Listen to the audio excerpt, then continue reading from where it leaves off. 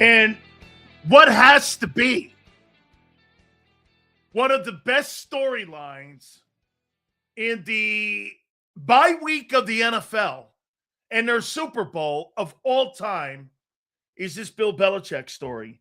Welcome aboard. We appreciate you guys coming in. Thank you so much. I mean, make no mistake about it. Usually during this time, you're trying to look for topics. Plus, obviously, it's now day 16 of the Philadelphia Eagles and nobody wanting the OC job. I don't care what anyone wants to frame it as, and I don't care the people that cover the team and how they're trying to frame it. Make no mistake about it, they're having a tough time landing on an offensive coordinator. I don't care how you want to frame it. Hit the like button. Supers go to the top. We appreciate you guys. All right. So listen, let's start with this Bill Belichick story and not him being a first ballot Hall of Famer.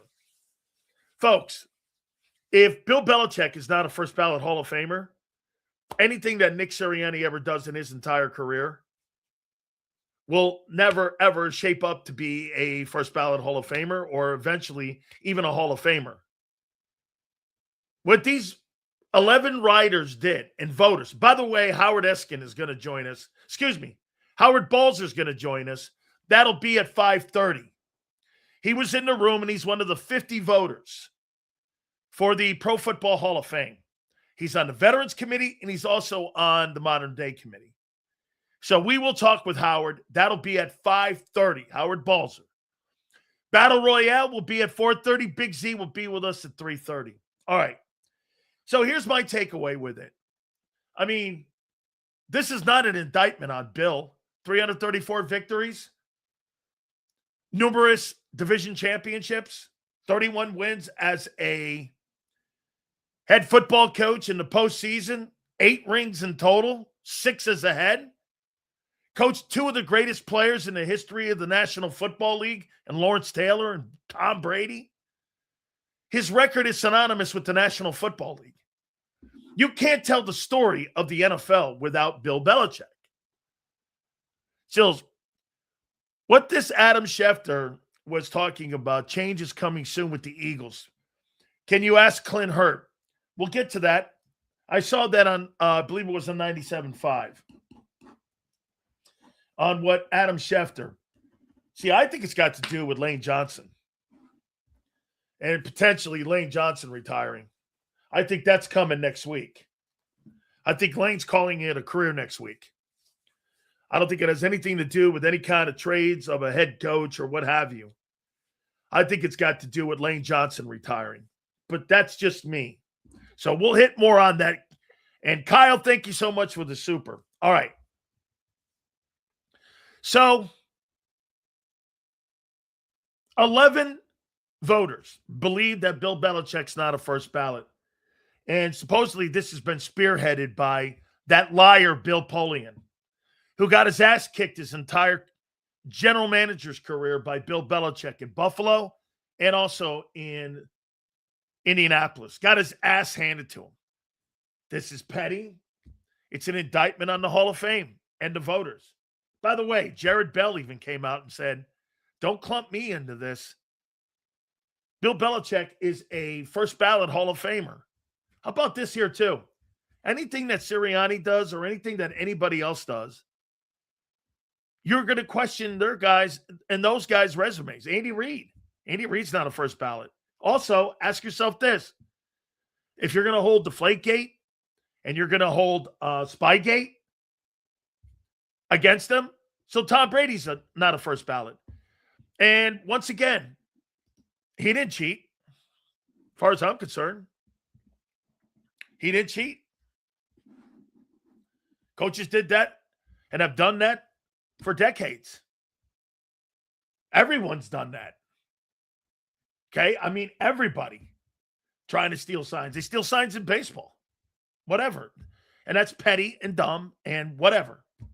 So Tom Brady then has to sit out. And he ain't a first ballot.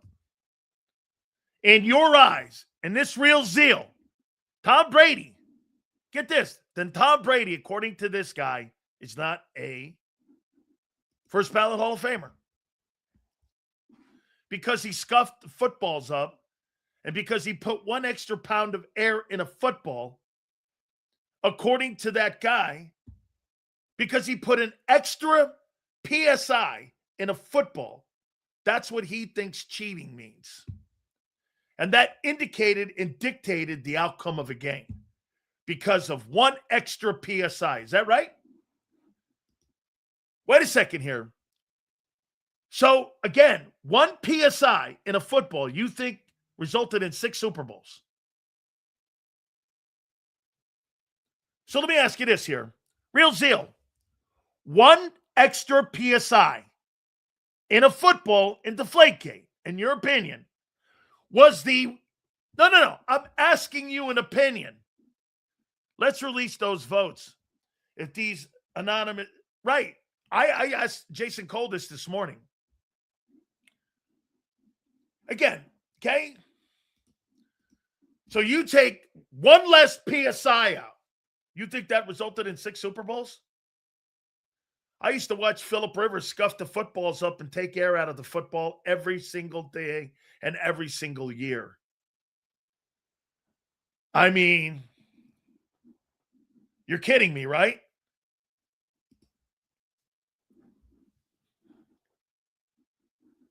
Of course they do it. Quarterbacks scuff the footballs up all the time. Absolutely. Bill Polian is an asshole and a liar. Bill Polian came out a couple years ago trying to tell people that he had a first-round grade on Tom Brady. When nobody in their right mind had a first-round grade on Tom Brady. Nobody had a first-round grade. You diminish yourself. And you diminish the Hall of Fame and you disrespect the game. He's the greatest coach that's ever coached, especially in the salary cap era. There's just no getting around it.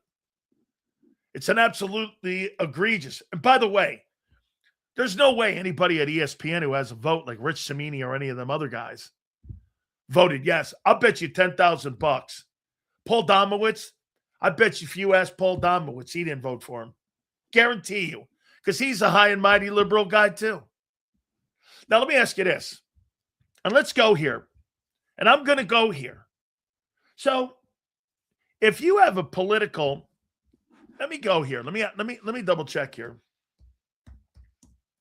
I'm going to double check something here. Let's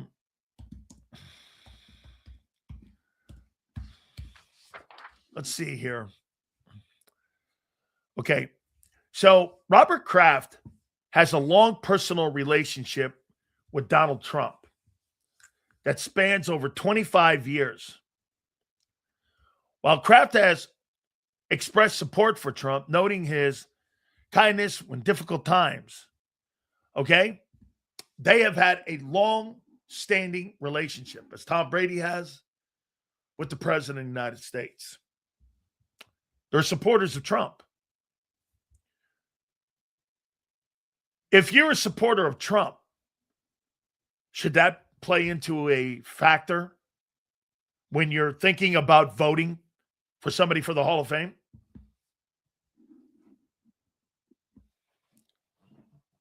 Yes or no? If you're a supporter of the President of the United States, Donald Trump, should that play a factor in you selecting a guy to the Hall of Fame?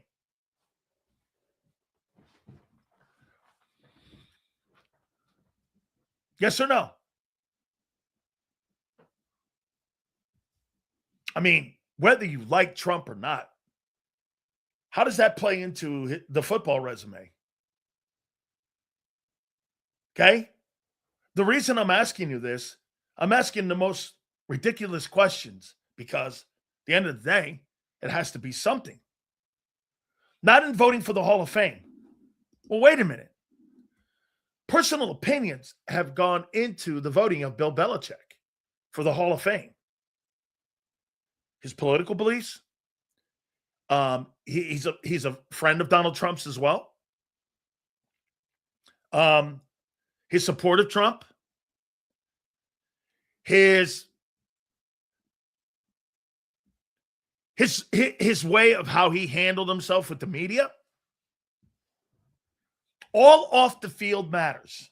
Should off the field matter when talking about Hall of Fame? Now, look, if there was a bylaw in there that said, if the guy doesn't have good character and he's an asshole, you could put that into your equation on how you look. There's nothing like that. Okay? There is nothing like that. All right? No, it is more than Trump. It's all of it. Political beliefs, the way he treated the media, how he had progressive thinking on how to stretch the rules. All of that. Yes, all of it has played a factor. Should all of that matter? You know, this is a tremendous exercise for people. You know why? It shows you how petty people are in this world. Paul Domowitz got on my ass because you know why? I supported Trent Cole. Because Trent Cole supports Donald Trump.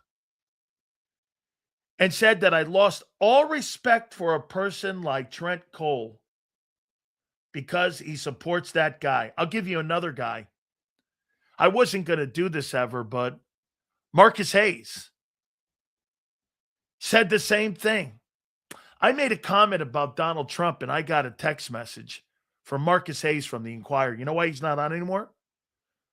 Marcus Hayes is not on anymore because I made a comment about Trump showing up at the Army-Navy game and supporting the troops and supporting the Army-Navy game and said that was great for the president to do that. You know what he said to me? He goes, well, you can have it and you can basically, and I'm paraphrasing here, you could support that Nazi guy anytime you want. Our friendship is over. Okay? Marcus Hayes said that to me. I still have text messages. I wasn't saying anything that was over the top. I was just making a comment that it was great to see the president at the Army-Navy game. And that's all I said. And then Marcus texted me and went all in. I showed Xander. Wow. You build our friendship on thanking the president of the United States for showing up to support our troops, an Army-Navy game? Okay. Well, I'm not going to waver on that. He said, I thought you changed. Changed. I never changed. People around me that cover me, those are the people that are the problem. I'm not the problem. You are. And how you see things. I cover sports. Okay? Okay? I don't have a problem with you saying that. But when we're talking about it infecting the Hall of Fame vote, I do have a problem with that. I completely agree, Sean. You have every right to think that way. I completely agree. Okay? 1,000% you have a right to go down that lane. My kid goes down that lane. I have no problem with that thinking. Everyone has a right in this country to believe what they want. But when it starts infecting common sense and right and wrong and how you cover something, your vote should be taken from you. All 11 of those men and women who decided not to put Belichick into the Pro Football Hall of Fame on a first ballot should have their votes taken. Why? You're taking your political views and your personal views of a man, and you're judging him not based on the content of what his resume says, but what you feel is best and what you want in a person. Well, that's an opinion. Resumes don't lie. You kept Bill Belichick out based on your opinion, not facts. 334. You can't get around that. You know, the coolest thing about sports is this. You can't change scoreboard. You cannot change the scoreboard. In politics, they didn't win the election. This guy over here didn't win the election. They didn't win it. Okay? They didn't win. And you're like, you watch the news. If you want to get depressed, you watch the news.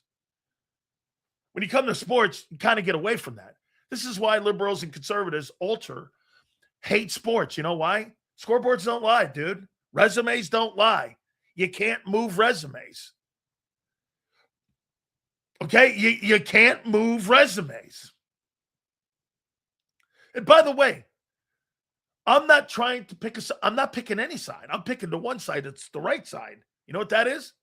I don't care what you think of Bill Belichick and his chick, how he conducts himself off the field. There's no bylaw that says that you have to put that into context. End of the day here, guys. You discredit the game. Dan, read Jimmy Johnson's tweet. I mean, I have. And it's a good idea. Okay? So Jimmy Johnson, who never goes on a rant. I've never heard Coach go on a rant before. And when I was watching Coach Johnson's Twitter page, his X page, and I was watching these, he was saying stuff like this. So Dave Portnoy said, hey, Jimmy, hear me out. Florida Keys, Isle Morada, Pro Football Hall of Fame. I'll buy Woods, that old strip club is for sale, and turn it to a new Hall of Fame. Me, you, Barstool, and Gruden run it. Dave, I'm in. I have a lot of pro football and college coaches that come down here. Let's do it. Pretty cool. One of the greatest, if not the greatest of all time, Jimmy's. This is his X page. I'd like to know the names of the assholes. Coach Johnson's posting this on X. I'd like to know the names of the assholes who did not vote for him. They're cowards. Then you go down the lane here. If they are using the excuse of Spygate, that's ridiculous. Many teams, including ourselves, tried it. Howard Mudd at Kansas City, who later coached for Bill Polian and Tony Dungy, gave us the idea. He was the best at it. We didn't get anything and stop, but many teams gave it a try. Didn't get anything out of it. Coach Johnson doesn't go on rants. He doesn't go on rants. What's crazy is now the headline is on Bill not getting in and not all the other players. Abuse of power. Yeah, what you've done is you've made 11 votes matter. How's he not unanimous? Like I said, dude, Nick Serriani or any coach who potentially will go into the Pro Football Hall of Fame, it's a joke now. You'll never in your entire life have the resume of Bill Belichick. And you're a first ballot? Andy Reid's not a first ballot Hall of Famer now. He's not. Sean McVay's not. Your love boy, Nick Sirianni, will never be. He'll never get to that point. If Bill Belichick's not a first ballot, none of those guys will ever be. Hurt's contract has to be restructured in the offseason, and his guarantees is done at the end of 26. How are you going to work his magic? With his beer can head. Win for Coach Johnson. Absolutely. Liberals can't even tell you what a woman is. Listen, I'm not going to go down the political lane here, but I'm saying to you, politics, how he handled himself. He's a first ballot. Why did Goodell burn the tapes? I don't know. Sills, do the Ravens have a new OC yet? I'm not sure if the new head coach, Jesse Minter, has named one yet. I think they're still trying to figure out what they're doing with Lamar. Hall of Fame voters did the same shit to T.O. Yeah. T.O.'s, Was T.O. ever arrested? Was T.O. ever arrested? Was T.O. ever suspended? Was he? I don't remember. Maybe I'm wrong. Okay. What was Terrell Owens ever suspended from the game? And was T.O. suspended? And here, let me see. Was T.O. suspended? Was T.O. suspended? Suspended by the Eagles in November for conduct detrimental to the team following a critical comment about the organization. Wow. Sounds very Bob Langish. So he was never suspended for a character like beating someone, going to jail. He was suspended for saying something bad about Donovan McNabb and the Eagles. That's what he was suspended for? Okay. So theoretically, T.O. never did really anything wrong, except tell the truth about how the organization conducts itself and how Jeffrey Lurie hates any bad will or any kind of bad narrative against this team. He was suspended for bad narrative. Okay, whatever. Conduct detrimental because he said something bad about the organization. That's why you suspended Terrell Owens? Jesus criminy. Talk about soft. Seals, the Jalenites are the only fan base who think throwing for 100 yards is okay.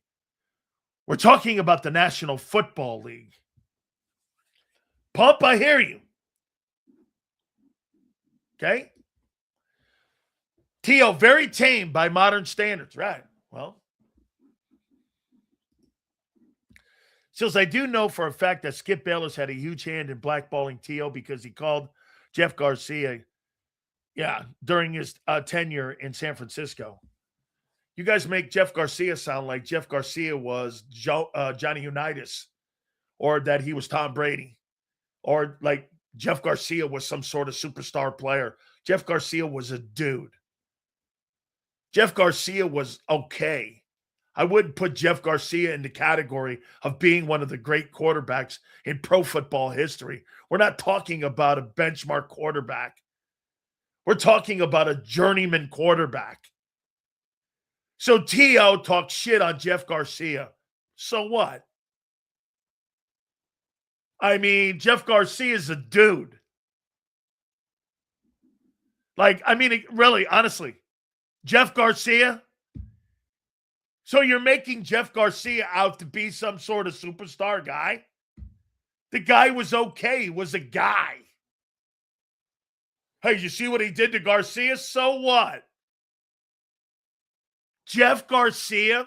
I always laughed at that argument. You see what he did to Garcia? Who?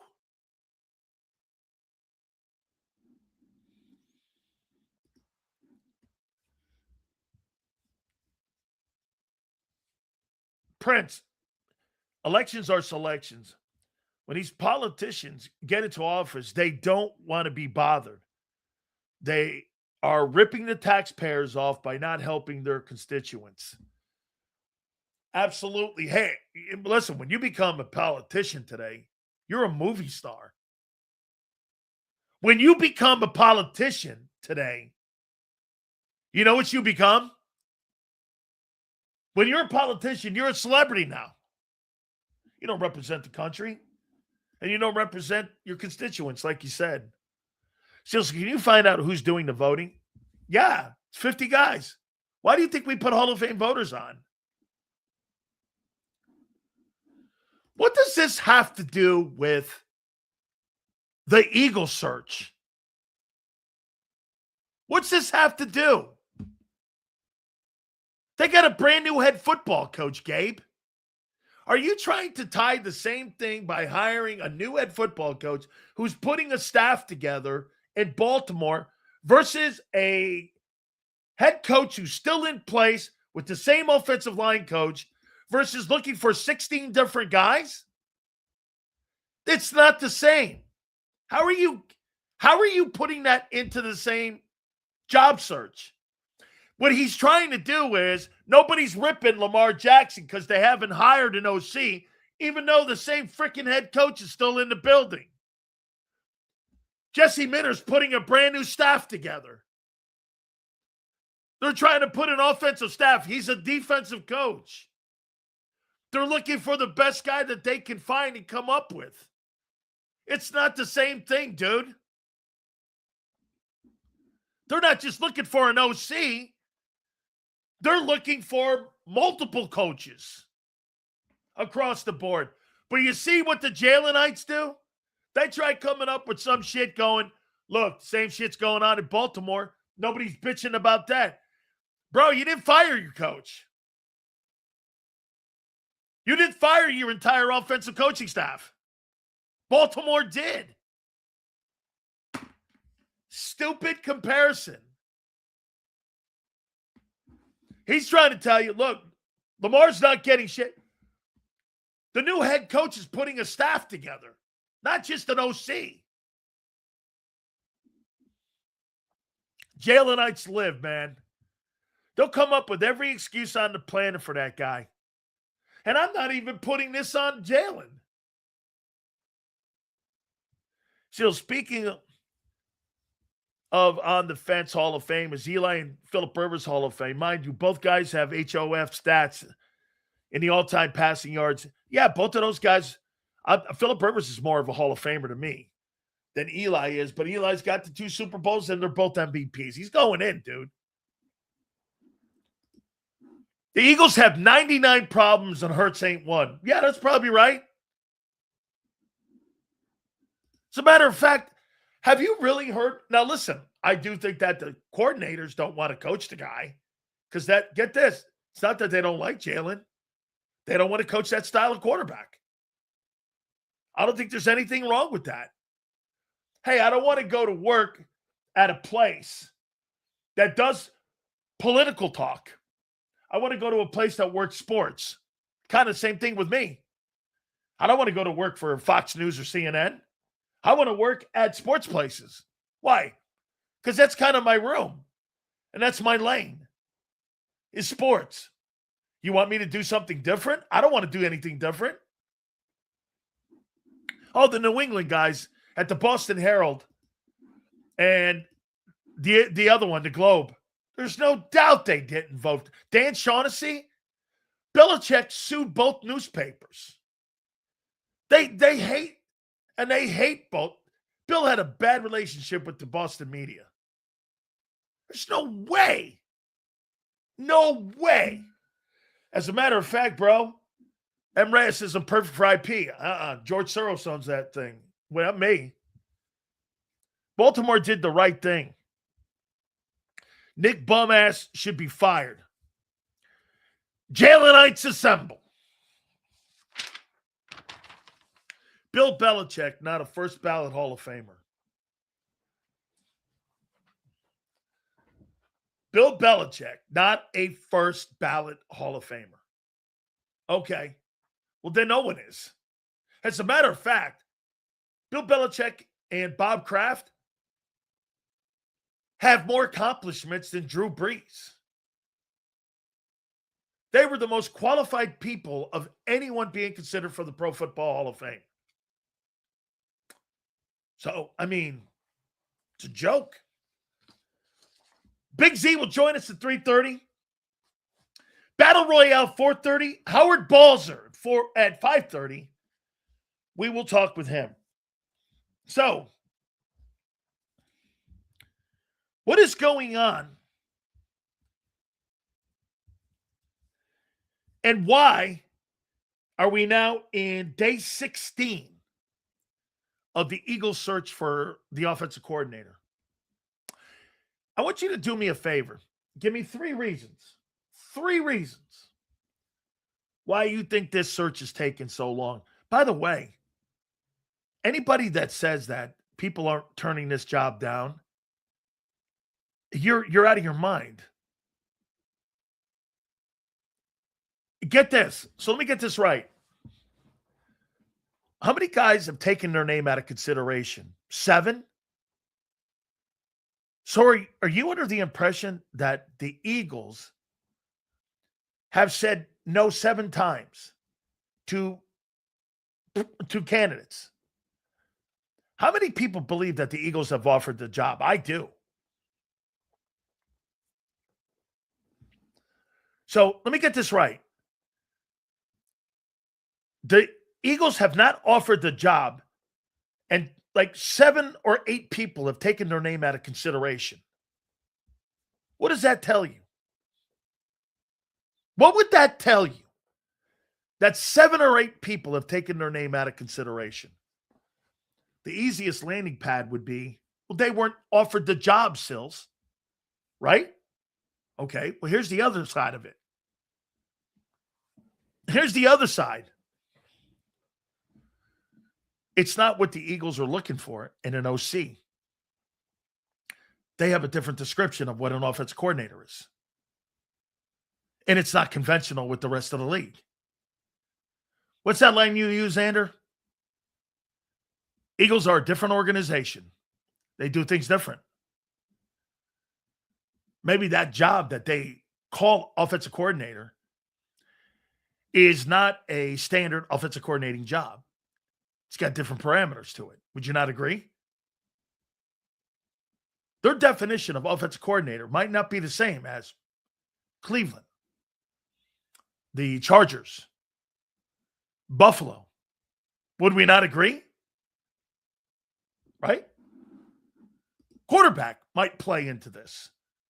Tell me nobody wants to work with shitty Nicky. Well, I think Marsh, how about this? Do we agree? If 7 people have taken their name out of consideration, whether you believe the Eagles didn't offer them the job or whether you believe they were and these guys denied the job and didn't want it, something has defined the job where people pull their name out of and the Eagles don't think they're good fits. What is that? Why is the Eagle OC job so different than any other job that's out there? And if they're having such a tough time finding candidates, doesn't that tell you exactly what we're saying? The definition of offensive coordinator in Philly is redefined. You call Nick's plays.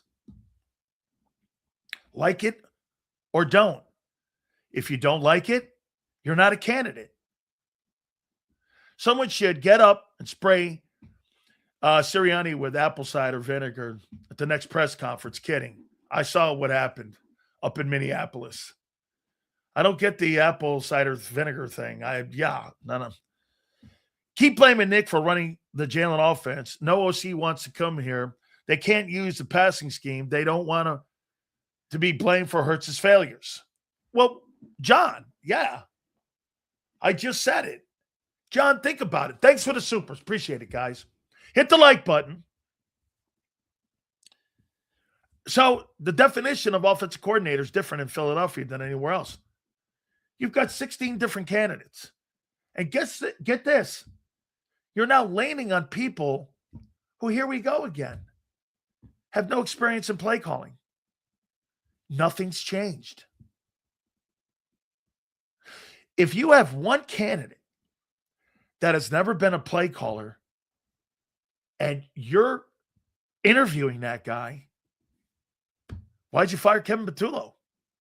This is why the day you fired him, what were my comments? My comments were, it's an irrelevant hire. It was an irrelevant hire, and it's an irrelevant fire. You're hiring 2.0 Kevin Patullo. You don't know who this Sean Minion is. If he's going to be a good OC. In that environment, how do you know? You're calling Nick's plays. You got a quarterback Jordan Love and Jalen Hurts are 2 different guys. We need a new quarterback. We're literally running out of options and coaches for Jalen. Someone who will never be a passer or develop into one. Yeah, but wait. They're not going to change, guys. Listen, I'm repeating myself now to you. You're looking at the wrong thing. As long as Nick Serriani and Jalen Hurts are in the Philadelphia Eagle organization and they're 50-18 over 4 years and they have had the success that they have had, your conversations about a new offensive coordinator, game plan, improving the passing game, you're wasting your breath. It's hilarious to watch the Eagles try to put this narrative out. And get this, whoever they land on won't be good enough. It just won't be good enough. Not for the fan. Do you know that this is camouflage? This is camouflage for the quarterback's limits and the head coach's limitations on how they want him to coach the team. You're so centered on the OC. You shifted gears away from the quarterback and the head coach so much. You're missing the true essence of what they want as an offensive coordinator. They don't care if you have experience. The less, the better. That's better for Nick. The more experience, the more you have an issue where you could be butting heads with what you see with the QB and what you see with how Nick wants to approach games. I mean, you're not looking at the true facts. As long as the quarterback and the head football coach are in the building at the same time, nothing will ever change. The only thing that will change is if they win 4 games this year. Then all bets are off. How about this? So that comment I saw in 97.5 from Adam Schefter. You can't trade anybody until the new year starts, so you're not trading A.J. Brown. Unless A.J. Brown is going to go public in the next week and say that he's demanding a trade. I think it's Lane Johnson retiring. So the first shoe drops. You automatically are not better going into 26 if Lane does retire next week. If they retire and he retires next week, you're not better. You're starting the eroding of the offense. Marsh, thank you, bro. John Nick is a failure. Been getting demoted since Indianapolis. Actually, since San Diego. And he was the Gatorade boy with the Chargers. There you go. Oklahoma made Hurts a passer. What's the problem now? He doesn't have a competent coach. The dummy coach is limited. Marsh, who cares if he's a good passer? You won with the 28th ranked offense in passing. You won 11 games a year ago with the 25th ranked passing attack. The Eagles are going to get better in the run game, not in the pass game. They're just not. The offensive passing game is not going to get better. Hey, Marsh, how can you have 2 1,000-yard receivers and have such a poor offensive attack and passing game? How can you? I mean, I've never seen anything like it. You have 2 1,000-yard passing receivers, and you have one of the worst passing attacks in pro football. How's that possible? Let's see. You have the 7th worst passing attack in football and 2 1,000-yard receivers. Help me out here on that. 25th and 28th in the last 2 years. Where? All these guys have these numbers. How come the offense stinks in the passing game?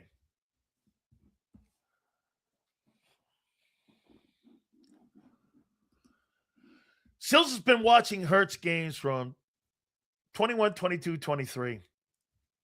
He was moving the ball all over the field. 24 passing game philosophy change for Serriani to save his job. Didn't allow Jalen to make mistakes. Shitty play designs. Oh, wait a minute. All right, Marsh. So, offensive coordinators. Offensive coordinators do this. What does Mike? Well, here, if you have a job description and you have pros and cons,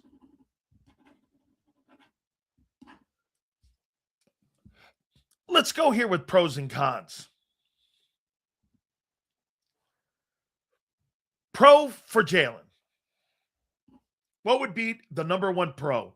And you and me are going to build an offense around your pros and cons. Let's build an offensive coordinator right here. What do you say, Z? Let's build an offensive coordinator on the quarterback and the guy that I'm profiling. What's the number one pro for Jalen Hurts? The number one. I don't believe it's adaptability. I don't believe that.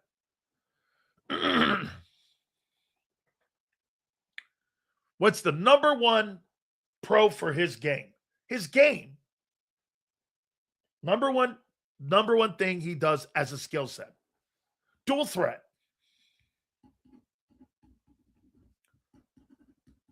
Even though that's been diminished a bit the last 2 years, is dual threat. Give me another strength of his as a skill set. Decision making, that's a deficiency. No turnovers, protects the ball. Protects the ball and dual threat. Give me another one. Pretty decent deep thrower. Deep ball. Okay, what else? Dual threat, protects the football, and deep football. Okay? If I'm Lori, I'm calling a meeting, Nick. You are calling the plays, Jalen. You are executing them. If you don't get to the NFC Championship game, you're both gone. Okay. Give me another one. On his skill, dual threat, protects the football, throws a pretty good deep ball. What else? Level-headed. Pretty good under pressure.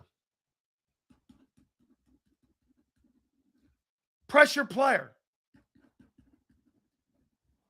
Okay. Anything else that Jalen does well? Dual threat.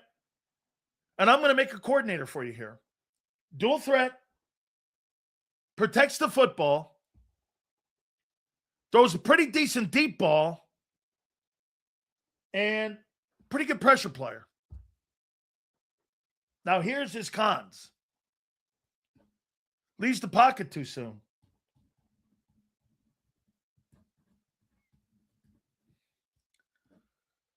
Doesn't look downfield when he leaves the pocket.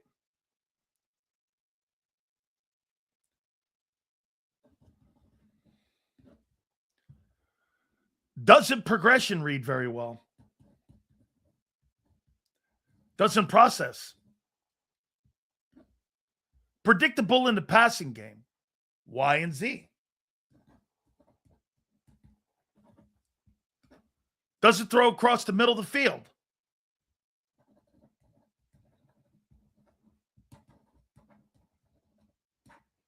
Okay. Right? I think these are all fair. Marsh, Oklahoma is different from Alabama, but Nick can't use his offense to even determine if he grew the way you say Hurts did. That's not his quarterback. Okay? So here. What's the lie? What's the lie, RC? What's the lie? He's not good at reading defenses. He doesn't process well. Guys are always open. Jalen Hurts' decision-making was elite in the RPO. I got it. Over here, dual threat. I did. I gave him that. I got him dual threat. I gave it to him, Marsh. He throws over the middle.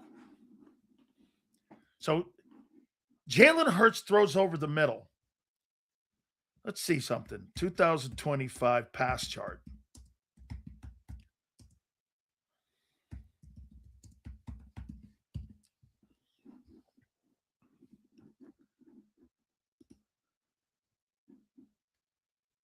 Jalen Hurts, 20 yards or more in the middle of the field, is a 52 quarterback rating. Jalen Hurts at the line of scrimmage has a 116 quarterback rating. If he does throw across the middle of the field, it's 5-yard passes.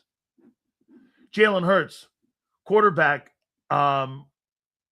percentages, 123 to the numbers, 189 on the other side. In the middle of the football field, he's got a 52 quarterback rating with plays 10 or 20 yards or more, and with plays 5 yards, he's got a 60 quarterback rating. I mean, I'm not sure what you're talking about, guy. Ain't no lies there. So, we got to build a coordinator around this. He's dual threat. Protects the ball. Pretty good deep ball. Pressure player. Things he can't do. He's not a progression reader. He doesn't throw across the middle of the field with accuracy. He leaves the pocket. And he drops his eyes when he leaves the pocket. Let's make a coordinator. What kind of passes are you going to throw? I'm going to throw Ys and Zs. Some tight ends. And by the way, where's your screen game? They don't have an intermediate check down game. That's because the quarterback's not good at it. Okay? So what kind of passing attack do you have here if you're a coordinator? Throw into the Y and the Z? Maybe a couple tight end passes? You don't throw to your backs all that much. What's not true? What's not true? What are you watching? I mean, what are you watching, Prince? I mean, every single coach that's ever played against that guy has said he's not open. I'm trying to find you a coordinator here. And that's the point, John. Nick ain't smart enough to run anything but the trash, non-creative offense. He did it in San Diego. I was there.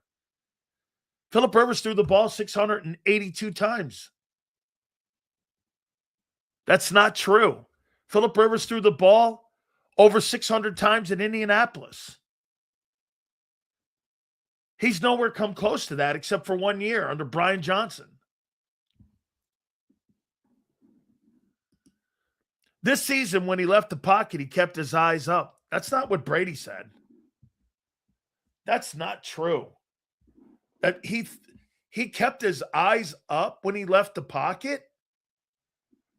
Jalen Hurts drops his head when he does that. I don't agree with that. Broncos fired their OC. Get Joe Lombardi. By the way, that's Vince Lombardi's nephew. Or no, his grandson. Did you guys know that? I disagree with you. You don't like it? Tough shit. I don't care. Then why is AJ bitching, Prince? Greg Roman's style of offense is literally one primary target, a heavy run game and the quarterback's ability to run. He's literally for Hurts. Well, that's what the Ravens moved off of. Great. You watched the game. Let's take a look here. Again, I'm looking at his pass chart. I'm looking at his pass chart right now. Jalen Hurts' pass chart, especially the last 2 games versus last year, there was not one pass across the middle of the field except for one. In the last 2 games especially. Let's see how many passes he threw. 1, 2, 3, 4, 5, 6, 7. Behind the line of scrimmage to the right. 1, 2, 3, 4, 5, 6, 7, 8, 9, 10 to the numbers. He threw one deep that was plus 28, 25, and plus threw one across the middle of the field. To the left, he went 1, 2, 3, 4, 5. There's 0 in the middle of the field. I'm looking at it. He was 27 of 35 for 264 yards and 3 touchdowns. Every single pass was to the right, under and behind the line of scrimmage, and there were 5 passes to the left. Then, when he was 12 of 23 for 190, no touchdowns, 1, 2, 3, 4, 5, 6, 7 to the right, 1, 2, 3, 4, 5, 6, 7, or 6 to the left. No passes across the middle of the field. I'm looking at the throw chart. Not sure what you're talking about. I'm trying to be nice. Prince lies. Watch what Brady was saying. Dude, I'm looking at the fucking throw. I'm looking at what he did. I'm not debating what he did. That's like debating Belichick's resume. I understand Cliff Kingsbury wanted his own coaches, but he would fit Jalen very well. Dude, the players that he coached Caleb Williams and he coached Patrick Mahomes. They don't remotely look anything close to him. Don't pull the stat sills. Jalenites live off of narratives, not facts. Here, let's see what his year numbers were. 2,000 passing yard for the 2025 season.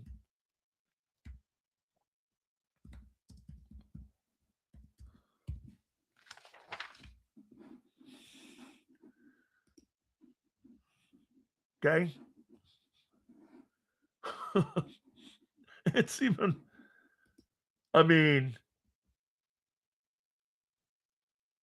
completion rate, roughly 66% under 20 yards. Here, 21 yard. Here's his numbers. Situational passing. Jalen Hurts, 1 to 10 yards, 68.8. Jalen Hurts, 11 to 20, 68.4. Jalen Hurts, 21 to 30 yards, 52%. Jalen Hurts, 31 yards, 66.7%. That's what he threw this year. And they were low numbers. I don't know what you were watching. Gotcha, my friend. Thank you. I'm trying to find a coordinator. It's not really about Hurts. Well, it is. So you have to do this. What coordinator is going to want to deal with dual threat? I thought Brian Dable would have been a name. Here, Brian Dable. And I know they've been hired. Brian Dable deals with dual threat. Who else? Mike McDaniel doesn't deal with dual threat, so he would have been out. Greg Roman. Cliff Kingsbury. Those 3 guys. Who's the other guy? Who's the guy? Joe Brady. Mr. Hill. This OC search crap. Maybe Lurie wears knee pads for Nick. Highly doubtful. Thank you, Mr. Hill. Appreciate the super. Thank you. Todd Monken would have been. Just got hired by the Browns. Those are the names. Now when you start getting into names where people haven't called plays, you're walking backwards. Yep, Jim Bob Cooter would be another guy. Matt Nagy coached Mitchell Trubisky. He's a pocket guy. You want him? Nate, show me one guy that Matt Nagy's coached with any type of success that was dual threat? Justin Fields? Matt Nagy?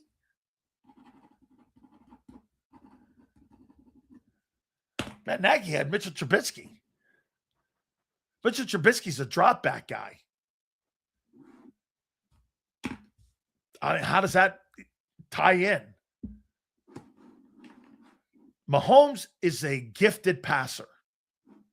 Hurts is not. Sills, when you read A.J. Brown's scouting report, it said he doesn't play well in slot middle of the field, right? Could that be the reason why Jalen's passes are at the numbers? Yeah, it could be.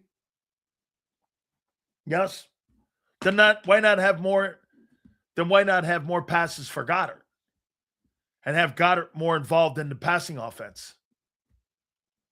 I mean, then why not throw to and get a better slot guy? To me, the advantage in the NFL today is not in the numbers. I think the advantage is inside the seams. That's why you see more tight ends and more slot receivers having big-time success. Is Puka Nacua, does he go in the slot? Does Puka Nacua play out of the slot sometimes? Does he? Does he go into the slot? So, Marsh, why Kellen couldn't do it? He was here. So, Puka Nacua's in the slot. He plays out of the slot, right? He's more versatile than AJ. And McVay lines him up more. JSN. You know why JSN gets as many passes thrown to him? They move him around too. They put him in the slot. They put him at Y. They put him at Z. They put him off ball. So they move him around. A.J. Brown's not versatile. He can't play in the slot. I've never seen A.J. Brown really anywhere else other than on the number. And teams have figured that out. They figure out the passing style. They know they're going right and left. He's not going to put him in the slot. I would have put A.J. in the slot more, but he can't play out of it. That's still to this day his scouting report. Yeah, but again, his scouting report was he didn't play well out of it. Sills, please humor us. Can you make a scouting report for Nick as a head coach? I bet it would be a glowing review. Sills, you think the Rams pay Nacua? Absolutely. Imagine Nacua with Mahomes. Imagine Puka Nacua with Mahomes. Would be insane. Yeah, that's why I always thought they should roll him more. But Hurts is not really good throwing the ball on the run. I've seen him, I think that's improved a little bit. Him making those sideline throws, he makes a ton of sideline throws. I mean, I guarantee you, Prince will probably tell you that he makes more across the middle of the field throws than sideline throws. But that's not what I see. The way you describe the players that can go all over the field, the more it reminds me of Brian Westbrook during Andy's days. Brian Westbrook was one of the most versatile football players in Eagle history. Could catch checkdowns, put him in a slot, put him at wideout, run the ball in between the tackles. Truly one of the greatest versatile players in the history of that league, and clearly of that team. Lane Kiffin couldn't get a 300-yard passing game out of Hurts. Lane Kiffin could get my grandma 300 passing yards. Again, I mean, I'm trying to find a coordinator here. Do you understand why you haven't found a coordinator? I've got 4 guys here. These other guys that have never called plays, we're back to where we started last. Hey, what was the date you guys hired Kevin Patullo? When was Kevin Patullo hired? When was Kevin Patullo hired?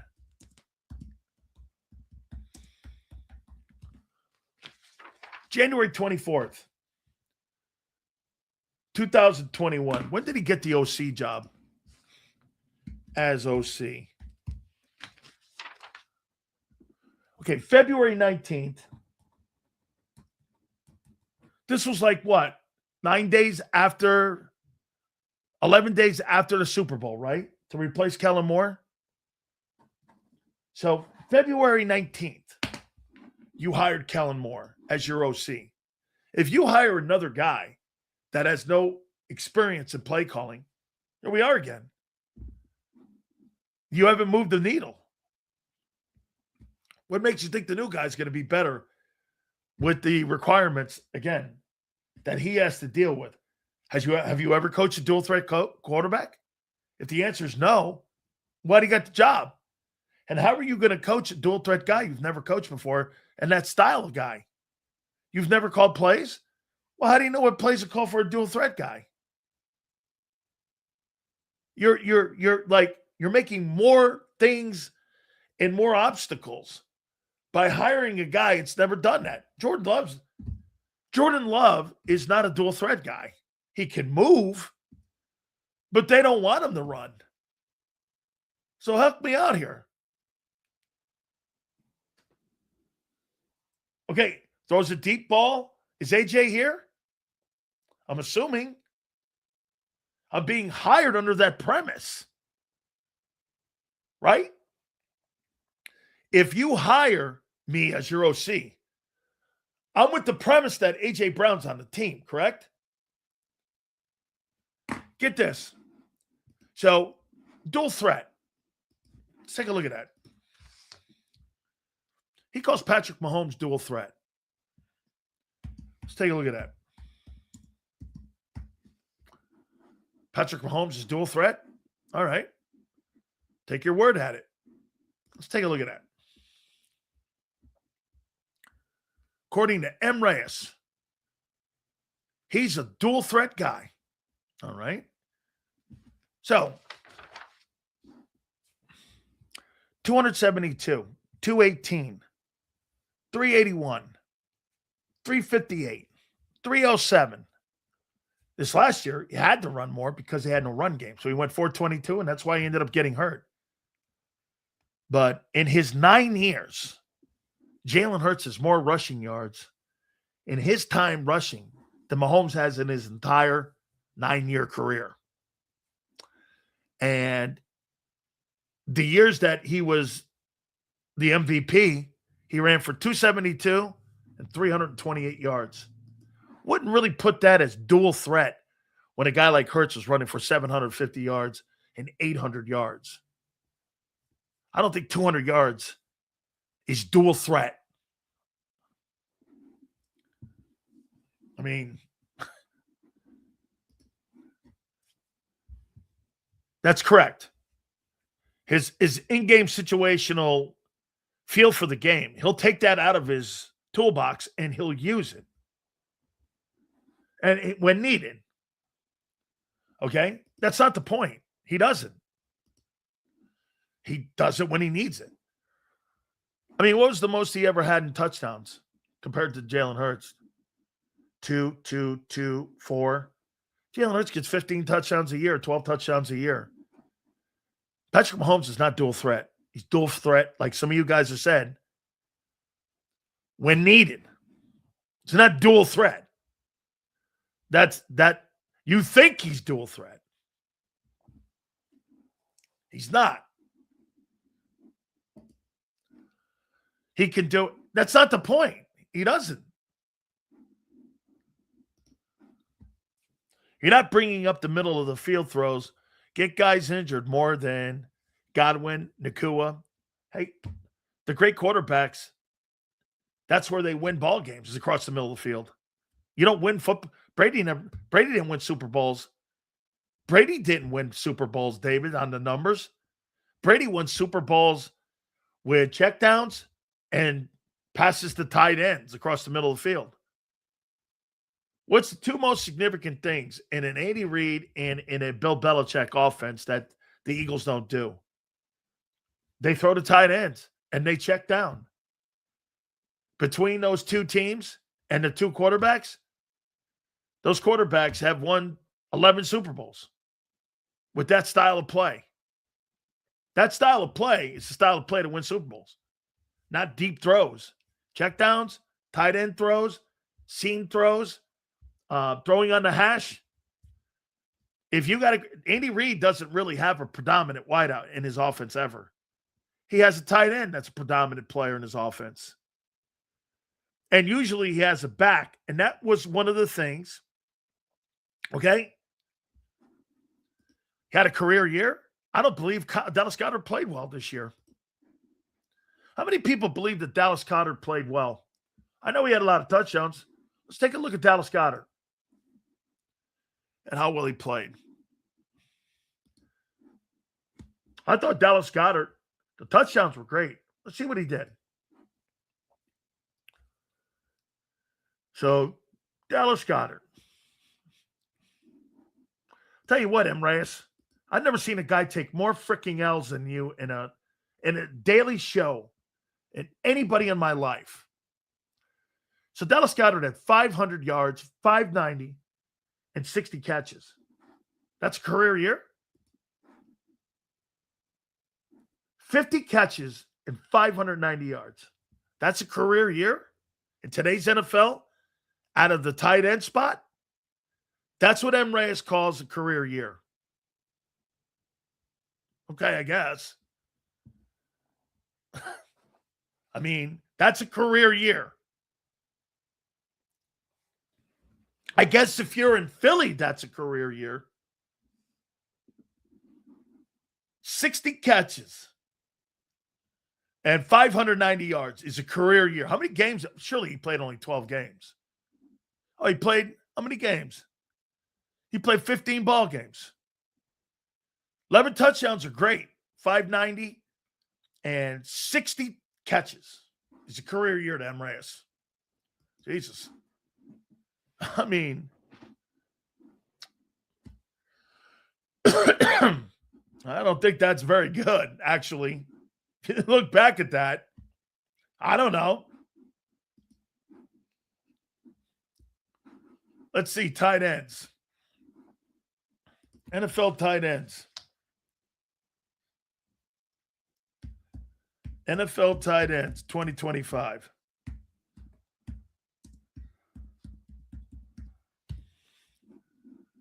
Let's see where so McBride had 1239 and 126 catches. Kyle Pitts had 928 and 88. Even Travis Kelce had 76 catches, 851. Tyler Warren had 76 catches for 817. Where was Goddard on this list? He was 16th. That's a career year? Okay. Seals, breaking news. Philly trades Nick to the Raiders for a 1970s typewriter and an open box of bubble gum.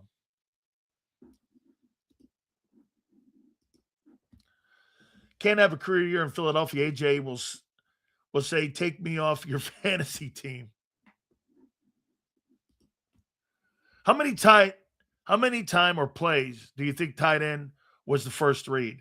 Oh, in a game? 3?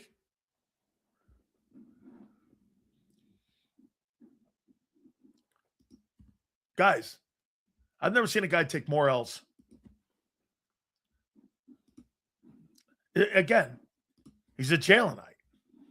He's a Nickite. I mean, here. Let me ask this question. You think the Eagles right now, today, you think this is a sign of things to come for 26? I'm going to make a bold statement here. When's the first day of free agency?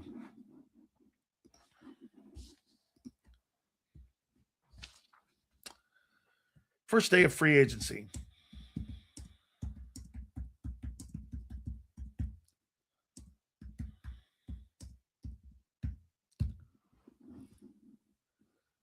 March 11th. March 11th. Okay? When's the first day of NFL draft? Okay. April 23rd. Get my phone. Go here. And I'll tell you where I'm going. Let's see here. March. Okay. How many days until March 11th? 42 days. How many days until the NFL draft? 84. So we have 42 days, basically a little over a month until the start of the new year in free agency. Oh, by the way, got a little bit of insight for you. The Tennessee Titans have contacted Drew Rosenhaus and are going to be the first players up to the plate for Jalen Phillips in free agency. And they're going to pay him a ton of money. So just for your heads up here, the Tennessee Titans are the team that will be battling the Eagles when it comes to money. And let me see where the Titans are in money. In 2026, as of right now, now that can change. 2026 NFL salary cap space.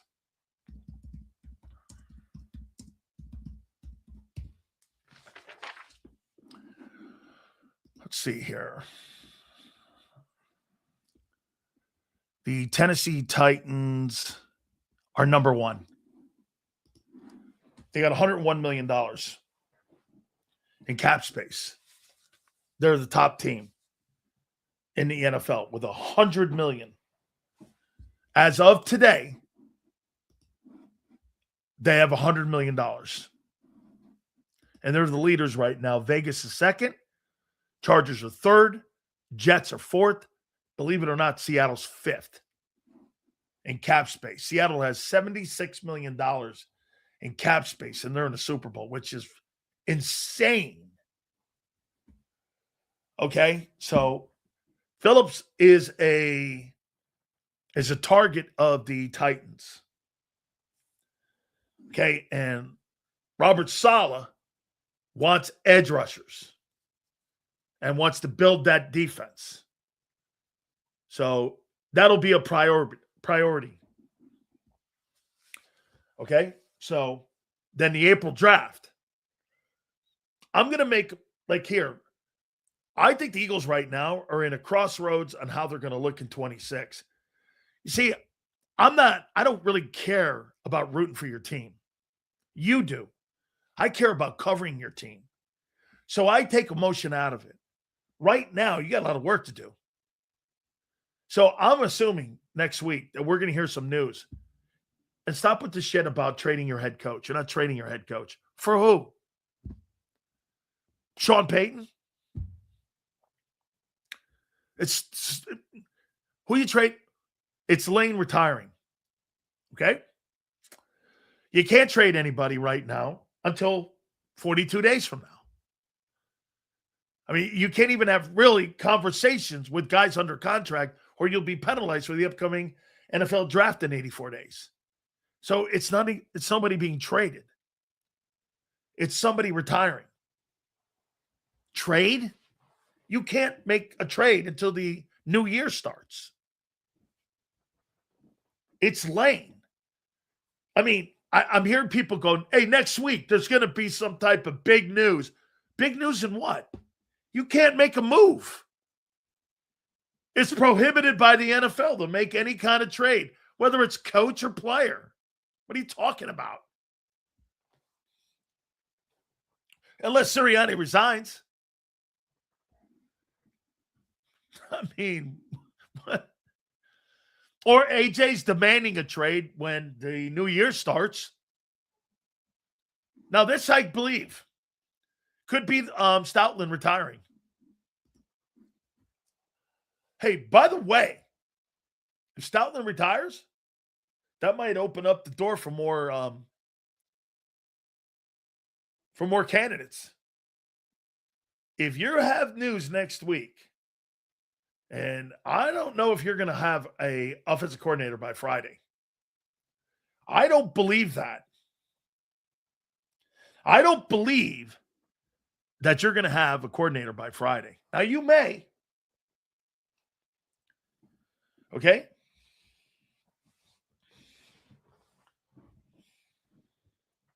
I mean, right? Now, here, again, I tried to give you an offensive coordinator. You see what we did? We profiled the guy. These names that you're bringing up, I mean, they're comical. Why in the world would you want to hire a guy off the Sean McVay tree when all they believe is passing? Sills, it's looking like another team of free agency for the Eagles. Oh, man. Had enough of it. Z, I missed the super. Can you hook me up here, brother? I missed the last one here. Let me get Leon here for a second. I actually think it's a rebrand. 3 years ago, we changed the wording logo. That's what I think. Maybe it's lame, but I don't think the Eagles would leak it. I think it's this one here. So the reason I bring up Chris Bell, he's a running, blocking wide receiver, yards after catch guy, also plays slot, fits the Eagles style of play. Thank you, Kyle. I appreciate that. Here, like I said, you're going to hire a guy from the McVay tree? Those are pocket passers. Brian Dable was a dual threat guy. Look at the players he dealt with, Josh Allen and Jackson Dart. Okay, that makes sense. The Cooter guy makes total sense because he's worked with Daniel Jones and he's worked with Shane. Look at the quarter. Hey, do you think there's any coincidence that Shane Steichen tells you who he is? So look at the last couple quarterbacks that he's dealt with. Shane Steichen in Indianapolis. They drafted Anthony Richardson. Would you consider Anthony Richardson a dual threat guy? Not asking you if he's good or not. Do you think he's a dual threat, Anthony Richardson? So let's take a look at these last quarterbacks that have been significant in Indianapolis. Okay? And his last quarterbacks that he's dealt with, Jalen Hurts and Philly. So Anthony Richardson is not a dual threat guy? I don't know what league you're watching, guy. They drafted Anthony Richardson like 5th. Daniel Jones. Those are the 3 significant quarterbacks. Here, I love this.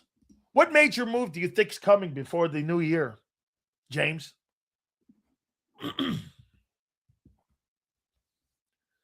James, I heard the clip from 97.5. What move do you think is coming before the start of the new year? Next week. You can't trade anybody. And you really can't sign anybody. What are you talking? Still, this is how you know my fan base is in shambles. We got dudes tweeting, I want Matt Nagy. Brother, what a fall from grace. That's a better chance of that happening than anything. It's not a trade. Well, what is it? Curious what you think it is. Big Sills, I'm a new subscriber. Thank you. I got a question. Do you think Matt Nagy would be a good hire? I do. I think he's a good coach. Don't look at head coaching stuff. Look at Josh McDaniels. I think Matt Nagy, Andy Reid sees a lot in that guy. If Andy Reid sees a lot in that guy, I see a lot in that guy. Matt Nagy is not a problem. Matt Nagy. I get to say that a lot. I don't have a problem with him. I would not have a problem with Matt Nagy being hired as the offensive coordinator. As a matter of fact, I'd hire him. Bring him in, probably work with Nick well. You know, he wants to get a head coaching opportunity again. Maybe he can come in and help Hurts in the passing game, elevate it a little more. I don't know. He didn't do that hard. I don't think he did that horrible of a job in Chicago. I never thought he did.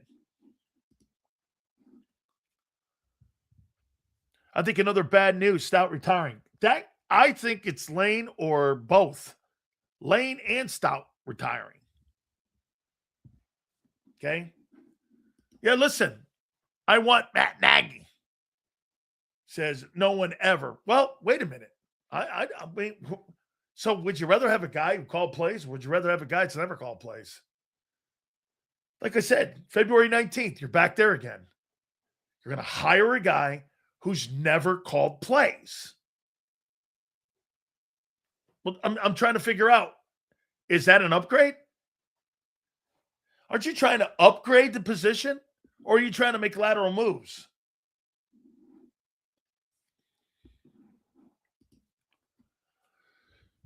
Sills, what's your percentage chance that AJ gets traded prior June 1? 0. Post? Maybe. Because it's not as much money. But again, I'm 1,000% against it. How are you better? How are you a better football team if you lose Lane if he retires next week? And then you lose AJ? I told you, there were 3 things that would make your team a 7-win team next year. If you lost Goddard, AJ, and Lane, where are you going? You're going to replace those guys with who? Who are you replacing those dudes with? First-year starters? Draft picks? Free agents? You don't have Vic Fangio on that side of the ball that can take Temu signings and turn them into a top 10 defense. The tone of the announcement seemed kind of low-key. It's probably not good news. Someone stepping down. I think it's either Lane or Stoutland retiring. How old is Jeff Stoutland? He was the interim head coach at the University of Miami at one time. Jeff Stoutland.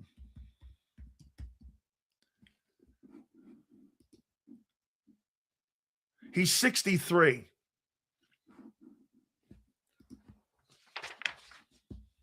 I don't know. It's not a trade. Can't trade until March 11th. Richardson's skill set. Why did you take yourself out of the game? I mean, I don't think anybody ever really thought Anthony Richardson was that good on our program. I know Xander and I were both going like this. The guy was like 52% completion percentage at Florida. He was going to have a higher percentage completion rate in the NFL based on what? Like he was going to get better? I didn't think I saw him against LSU and he won a football game and I was like, wow, I couldn't believe it. After that, I've never seen him play in a game where I went, that guy's a really good looking athlete. And that guy's a really great looking quarterback prospect. I never saw that. I don't think they can. It's going to be in the draft. No money for free agents. Offense is about to get younger. Like they've been doing to offense. All money will shift to the defense. I think the defense is going to start winning ball games for you next year. That's going to be the narrative. If it's Stout, then he should have done it earlier. I don't think this is too late. Now, it's probably more important for Howie. Okay? Because again, you want to get all this business done by the Super Bowl. You want a new coordinator by the Super Bowl. You want to start setting up free agency because right after that, a month later, you got free agency starting. And you got to determine who you're going to go, who you're going to keep. Again, Titans are going after Jalen Phillips. I don't know how high they're going to go, though. And I don't know how high the Eagles are going to go. But according to our friends at Drew Rosenhaus and Associates, the Titans are making him a priority. And by the way, he's one of the top free agent guys that's out there. George Pickens is probably number one. Daniel Jones is going to be in that conversation, but Jones is going to get re-signed in a new 3-year contract with the Colts. So those are your higher end of guys. But Phillips is up there. He's like number 4 on the list. Okay? By the way, Sills, I think we were right. It wasn't, and it isn't about Jalen.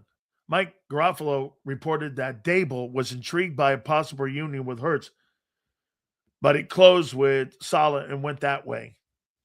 Well, again, I don't think Brian Dable had a problem with Jalen Hurts. I think he had a problem with the style of play. And I think that right there tells you. Now, hey, last year when Brian Dable was, and they were talking, I think it was game 1. We brought this up too. A.J. Brown was open. Okay? He was open. They just wouldn't throw the ball. Maybe that's Hurts. Maybe that's style of play. Maybe they told Jalen no turnovers.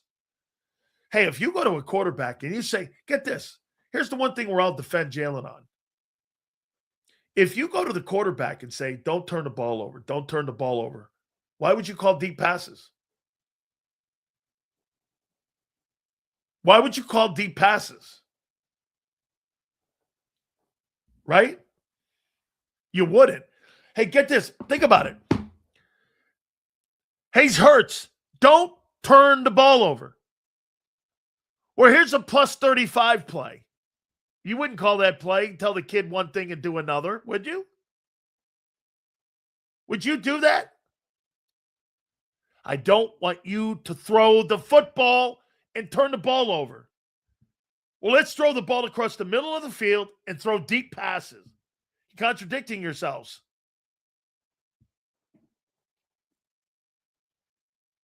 You're contradicting. Here. And you see this guy right here? Again, the king of L's. What do you think is a higher percentage turnover play? A 5-yard check down or a plus 25 throw? This guy's the dumbest person I've ever seen that's a football fan. So you think 5-yard check downs are just as high as potential turnover plays as plus 25 throws? Man, are you dumb? All right. Speaking of dumb, the Hall of Fame voters. I don't get it. One of the absolutely greatest resumes of all time. I heard Big Z talking this morning. And by the way, John McMullen's right.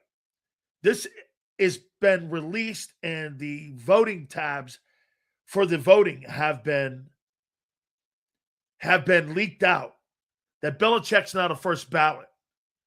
Howard Balzer was in the room, and he'll be with us at 5:30. We'll talk with him. Don't forget Battle Royale also at 4:30. Without further ado, our friend, Big Z, Xander Kraus joins us now. Xander, what's up, brother? How you doing, Sills?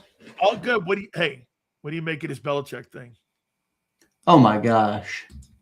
Yeah, it really pisses me off. I'm not gonna lie. Like I don't have a dog in the fight. I'm not a Patriots fan. I'm not a Belichick guy. I respect him. I don't have a dog in the fight. But as somebody who talks about the NFL for a living day in and day out, I don't know how people who hold pencils and pens can come in here and be the arbiter of a guy who maybe should be. I mean, you could make an argument. You could rename the Hall of Fame after Bill Belichick. That's how good this guy is. I mean, that's how historic his career has been. Historic. That's how much he's accomplished. Historic. Yeah, I don't understand. I don't. It's one thing for there to be opinion, and it's one thing for somebody to disagree on an opinion about a player or something. There is no opinion here. There's no opinion. My opinion doesn't matter. None. Jason Mine, Cole's. none. This guy's he's a first ballot Hall of Famer by every metric, no matter what way you slice it, no matter what way you look at it. Resume. You know, and I think the sad part for them is that the very people who try and give this for retribution to people, or who try and teach them a lesson or these things, it always comes back to bite them more than it ever bit Belichick. I think they made more fans out of Bill Belichick today than ever. They made him a martyr. And then they made everybody go also rethink and say, man, who are the gatekeepers on this sport? You know, I talk about the game. I also acknowledge they're the arena. We talk about the arena. Okay? I'm not the arena. And I'm not going to try and be the arbiter on a guy who won 8 effing Super Bowls not being a first ballot Hall of Famer. What kind of self-righteousness do some of these people have? I mean, you can't what's the debate? Like, what's the debate? That's what I mean. This isn't an opinionated debate, dude. Oh, right. What am I debating? What do you? So I don't know. It really bothered me. I'm not going to lie. I was like, oh, it did me too. Bill Belichick is not. If Bill Belichick's not, you even had LeBron commenting. LeBron commented, "Go what? If he's not a first ballot Hall of Famer, who is? Is Tom Brady a first ballot Hall of Famer? Hey, if you're going to hold the metric against who's him, the first? If Bill Belichick's not, who is? Nobody. I mean, I thought you brought up a great point to me before the show, and I don't even think you meant it in a Sileo way of poking shots at the Eagles. What did Nick Sirianni's accomplish? If you win 6 Super Bowls as a head coach, 2 as an assistant with the New York Giants, you have 8 Super Bowls on your mantle. You're one of the most accomplished coaches in the history of the game that's been around for over 100 years, and you're not a first ballot Hall of Famer. Like, if you're a coach, you got to look at that and be like, damn, high bar to clear here. I don't know. It bothered me, man. It bothered me, the whole thing, the Bill Belichick thing. It really did, because are you going off the field with the off the field stuff with how he handled you as a media guy? Then you have Bill Polian, who said before that he should sit out a year. That guy's I don't know a thing about Bill Polian. What a liar, man. What a snake. What a snake. He is so, get this. Then he lies and said that he had a first round grade on Tom Brady when he was the general manager of the Colts. And everyone paused and went like this. Dude, no, you didn't. Nobody had a first round. The Patriots didn't even have a first round grade on the guy. And you have all these guys with this agenda. I mean, ESPN is the prime example of it. But again, I think it's more of an indictment on the Hall of Fame and the selection. And you know what? Jared Bell said something great. I loved what he posted. I think these guys need to be transparent, because don't put me in this, because I think if there's a guy that's a first ballot, don't make me a part of this, because those 11 people, they have different agendas, not me. I didn't even think it was the debate. Yeah, and we've had all these Hall of Famers on here. I understand, the voters who voted for Bill, who try and, disassociate themselves. But at the end of the day, that's the way it's set up. Nobody knows. Yep. Pat McAfee tweeted today, I've had every single Hall of Fame voter I've asked said they voted for him. I know. Which is statistically impossible. So there's no way for this to even, everybody just lies to avoid the backlash. That's right. And they all know the backlash is coming, because they know it was a stupid decision to not put it. He should have been 100%. Should have been 50 out of 50 votes. And anybody who voted against it, in my opinion, is unfit to vote, because their personal agendas supersede the facts.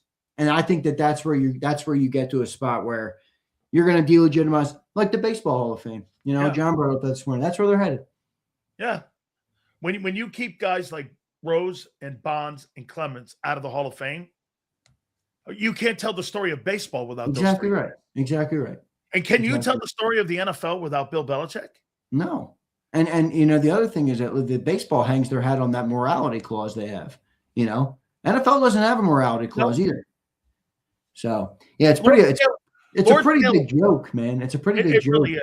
And it really makes those stereotypes of the classic sports writer. Yeah. Doesn't it bring them so true? Yeah. I mean, it really does. It shames them, and you know what? You bring disrespect to the league when you do that. Yeah, I agree. 16 days, dude.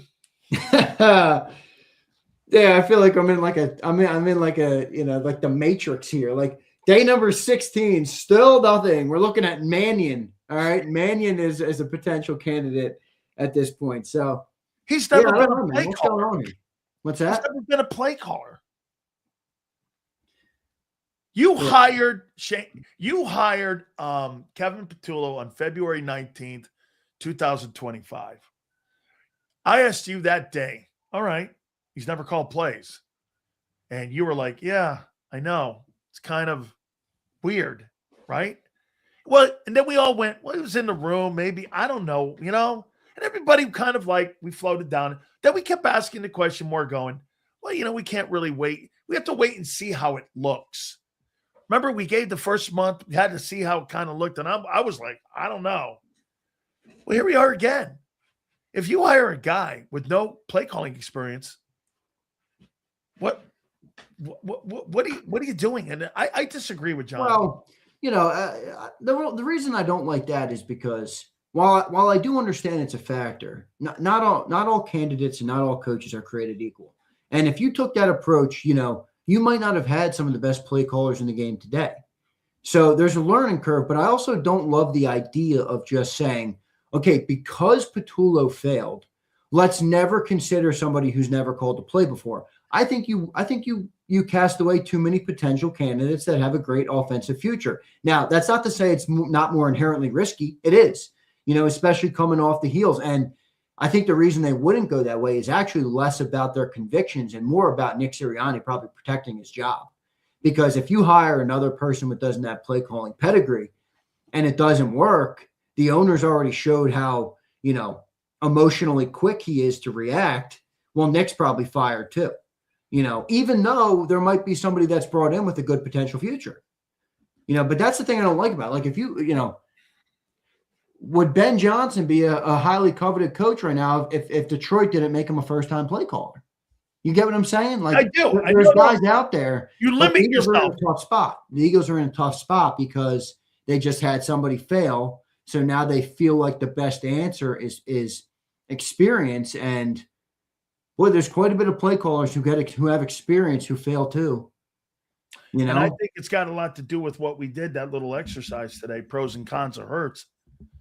Don't you think you have to match up? And I agree with you what you just said about if you close the door on potential candidates because they hadn't called plays, you're limiting the field even more so. If you're limiting and you think the quarterback's got limitations, you're limiting even more when it comes to the potential candidates. You're right. You got an open mind. But my question comes down to this. Why would I hire a guy from Sean McVay tree? They're a pro-style passing attack.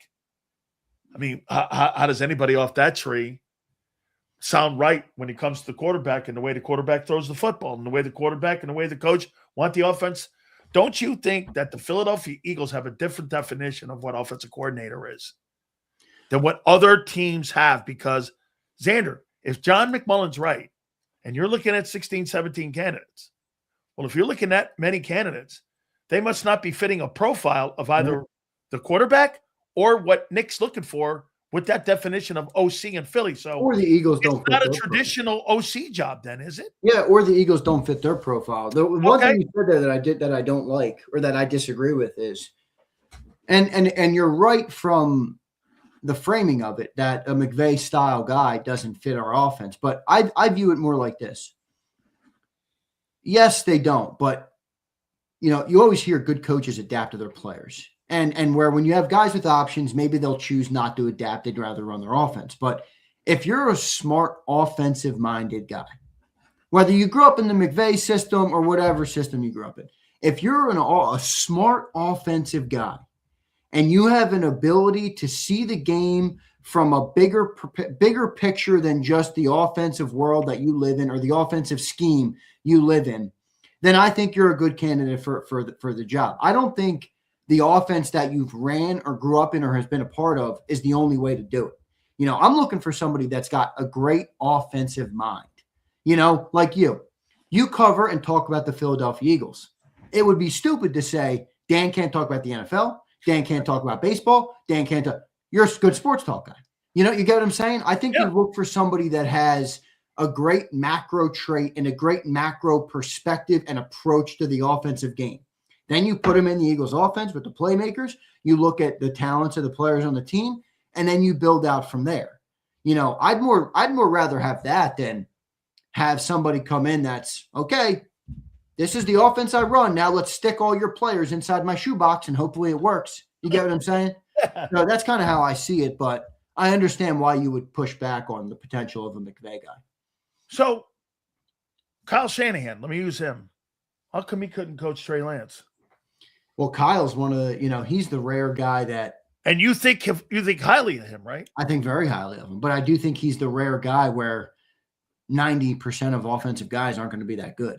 Kyle is one of his quotes that's famous is. But he didn't adapt to Trey Lance. Well, listen, one of his quotes that's famous is, if somebody proves to me that they can do a better job than I can calling the plays, then they can do it. He's never found that person. And I think he's right. I agree. The funny thing about Kyle is he's a guy that's already steeped in his way. So he's not going to change at this point after being the man and being, running the offense for so long. And, he'll even go as far as to say 3 first-round picks are meaningless to me, more so than me running my offense. Think about that. I'd rather throw 3 first-round picks up and make them fairy dust than change my offense. He's kind of an extreme example. I look at a guy like Ben. I just referenced Ben. Very different offense he's running, not completely different, but certainly style different to fit Caleb Williams. They got the 2-back approach. Yeah, 2 backs who had good years this year. They had a 7th-round pick, Kyle Manone guy running wild over there. Quarterback only completed 58% of his passes this year. He adapted a little bit. That's what I want. I want a guy who's got a great offensive mind. Kellen. Yeah, but the thing about Kellen is, didn't Kellen tried to fit people into the shoebox. When the shoebox didn't work, he went back into Nick's shoebox. Is there anybody out there who can break the walls of either of these shoeboxes and say, let's mesh the concepts, let's mesh these ideas together, come up with a more comprehensive plan that's not so stuck in one way or the other way, accentuate the talents of Jalen Hurts, because that's the way you're going to be successful in all. I'm sorry. So Nick, I don't agree with people though, and John, only thing you can do is is improve the run game. If that's your approach, then why are you keeping the quarterback? I don't buy that either. Somebody out there can get more out of Jalen Hurts than we've gotten out of him. I refuse to believe otherwise. We've seen it. Yes. So that's what I'm looking for. Okay. And I'm not looking for shit. I'm not in charge. But that's what I would be looking for. Hey, I want you to do me a favor. I want you to, in one word, I want you to give me a word that defines and describes Nick Sirianni's style of coaching. In one word. One word for Nick's style of coaching? Yeah. One word is damn near impossible. I need at least 3. Oh, people are going to hate this one. Successful. Okay. The other word I was thinking on the other side would be erratic. Okay. He's erratic and successful. Okay. If you're using the word successful, what macro changes are you expecting then? Well, you can be successful and have things that need fixing. You can have a nice car that's got a bump top. That's under the premise they think things need to be fixed. Well, no. If I got a flat tire on my car, I'm going to go get my flat tire fixed. You got to be real. Hold on here. You got to be realistic that, everybody doesn't win a Super Bowl every year. I'm aware. Right. So they look at it as a slip up and injuries. Or are they wrong? I don't know. I don't think so. I don't think so. The reason I don't think so is because, well, the reason that it could change is because the roster is getting a little older, and I think the questions about the talent on offense are fair at this point. I mean, AJ Brown. I've been a team AJ all year. That guy didn't look the same. You want to hear my Jordan word? Mailata, Landon Dickerson, Cam Jurgens, Saquon Barkley. None of these guys looked that great. You want me to hear my word? Is it all Patullo? Is it all Hurts? I don't know. Want to hear my word? Yeah, I'd love to hear your word. Confusing. That's a good word. Because I don't know what game plan they're doing every game. I don't know what they're trying to accomplish. It just doesn't seem it has a formula to it. As a matter of fact, it doesn't seem that the Eagles have a formula with their coaching search. It doesn't seem like their coaching search matches up their game plan. It's just like, what are you looking for with what the quarterback? You're trying to help the quarterback get better. You're trying to help the run game get better. It just seems confusing. Don't you think this job search has been confusing a little? Yeah. Like what the hell are you actually looking for? Like what needs to be fixed? That you fired an OC. What are you, and if that you want to hire maybe potentially another guy who's not been a play caller before? Okay. Well, we're back in that room again with more question marks. Usually, doesn't a guy have a blueprint, and doesn't he have stripes on his back? When you see a coordinator, you know what that guy is, and you know who he is. And if the Eagles are looking at coordinators that don't have those stripes yet defined, and that's kind of their style, this goes back to Nick then. Don't you agree? There's more names now that are being thought about that don't have those stripes defined yet on their style of play. And that, to me, is the more intriguing person that the Eagles, were they really going to get Mike McDaniel? No. Were they really going to get Brian Dable? Maybe. Were they going to get Stefanski? No.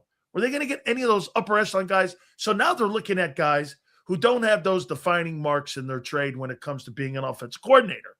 That's more appealing to them. Yeah. That's why I go back to the definition. What does OC mean in Philly? Nick's plays, you call them. You bring in 25% of your plays. I don't think they really have a definition of what that position is. Because look at the different styles of coordinators you've hired over the last 5 years. They're all different. I mean, the poor quarterback, and really I say this with respect, the poor quarterback must go like this. What the fuck are we doing? I mean, do we want to throw? Do we want to run? Well, I hope he's not so He's like a chameleon. He's like a chameleon. Which all right, I give him credit for. I'm fine with that. I'm fine with that. I give him credit for that, though. I give him credit. Yeah, I don't say this to take a shot at Hurts, but I mean, you can't be so dense as to realize that you're not the one of the reasons that the offense is the way it is. But they're not changing style of play in KC, and they're not going to change style of play in LA. Yeah, but if they change it every year for the kid. If Nick Sirianni brings in a guy in Kellen Moore, and the whole offseason is about developing as a pro-style offense, and you start the season with 7 turnovers, you start 2-2, and then you take it more out of Hurts' hands and go on a historic run, how can you blame the head coach for that? So I'm not saying it's all on Jalen, but what I'm saying is I don't think he's so dense as to say, oh, it has nothing to do with me. This is what Nick wants. This is where I wonder if Nick is more right than we give him credit for. Every time they try and bring in what we all want, we want a guy that comes in and improves the offense and does this. And I'm with you. Believe me, I want it too. Every time it seems to happen, they seem to regress back to what they did in the first place. Now, maybe they should give it more time. That's a fair thing. But, hey, another reason it's tough to blame Nick. Would you be giving it more time if you had the owner breathing down your neck every time every time you don't win 12 ball games, somebody's fired? And then it's rumored in the media you were almost fired at 2-2? I mean, 2-2. How many teams start 2-2 and then end up going 13-4? Or vice versa, going 4-13? I mean, I think the Giants were 2-2 this year. Or 3-2, whatever the hell they were. 2-2, and they went on, and I think that's no time. So I mean, he's got an emotional, another erratic guy is the owner who's breathing down his neck for his job. That's made Nick coach with a more scarcity mindset of I better get it done or I'm fucked. and then he looks and says, all right, what's the best way to win the ball game? Protect the football. And then you put all that together, add it up for a couple of years, and you got one of the one of the ugliest looking offenses you'll ever see, brother. Plus 25 throws. Percentage of turnover. I'm going to show you something here. Okay, NFL. Okay, so get this. So if you have a plus 35 throw or plus 25 throw, there's a 40% chance that you're going to turn the ball over with a plus 25 throw.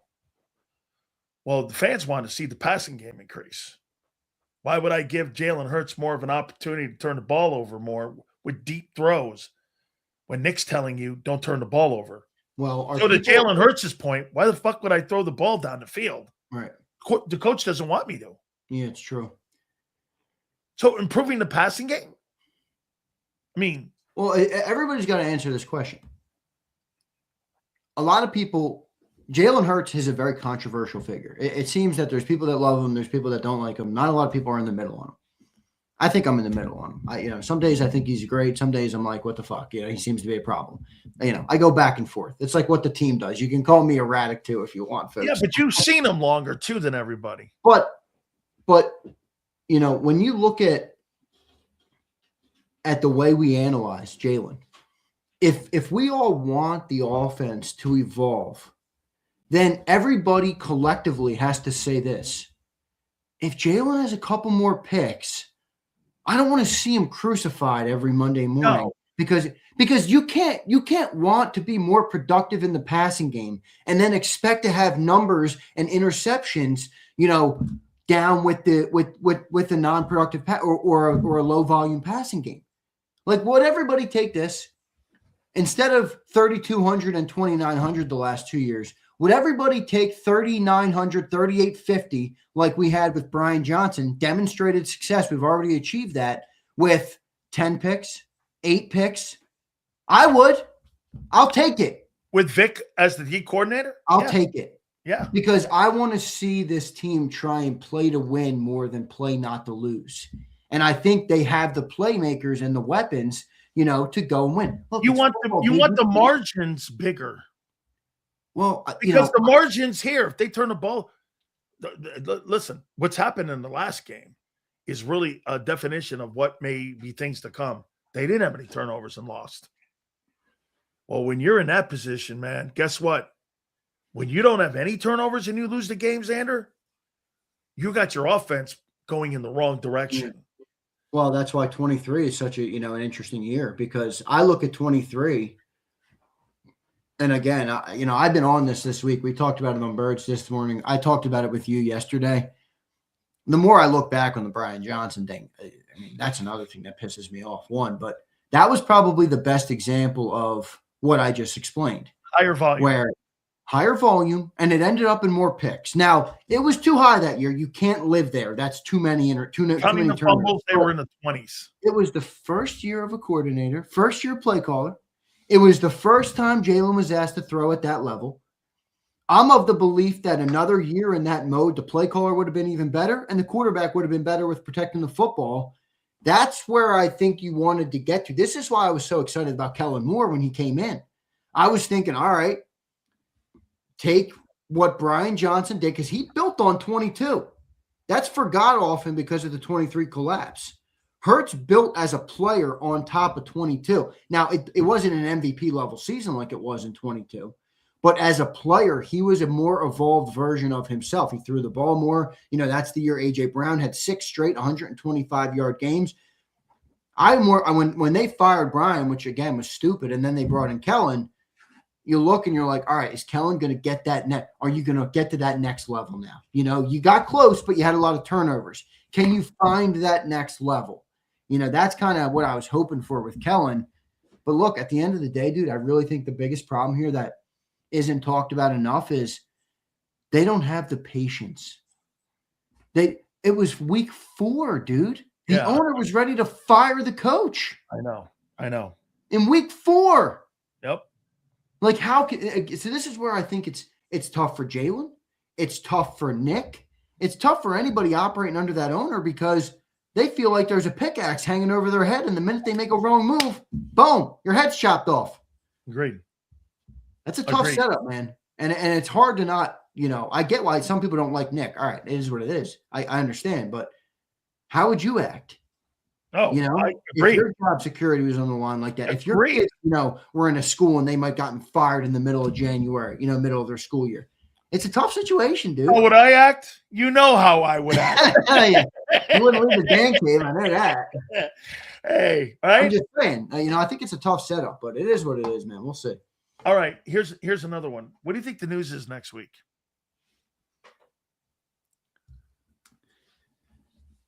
The news next week. Are you referring to what Adam? I'm referring to Adam Schefter, who went on 97.5 and said, and let something hang out there that there could be some news next week.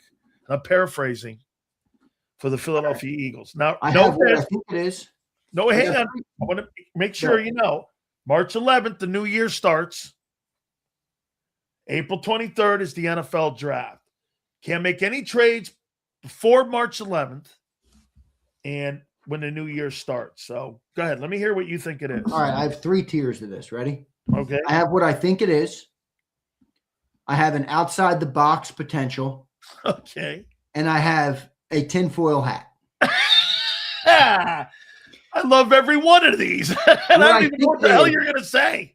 What I think it is I think Lane Johnson's retiring. Yeah.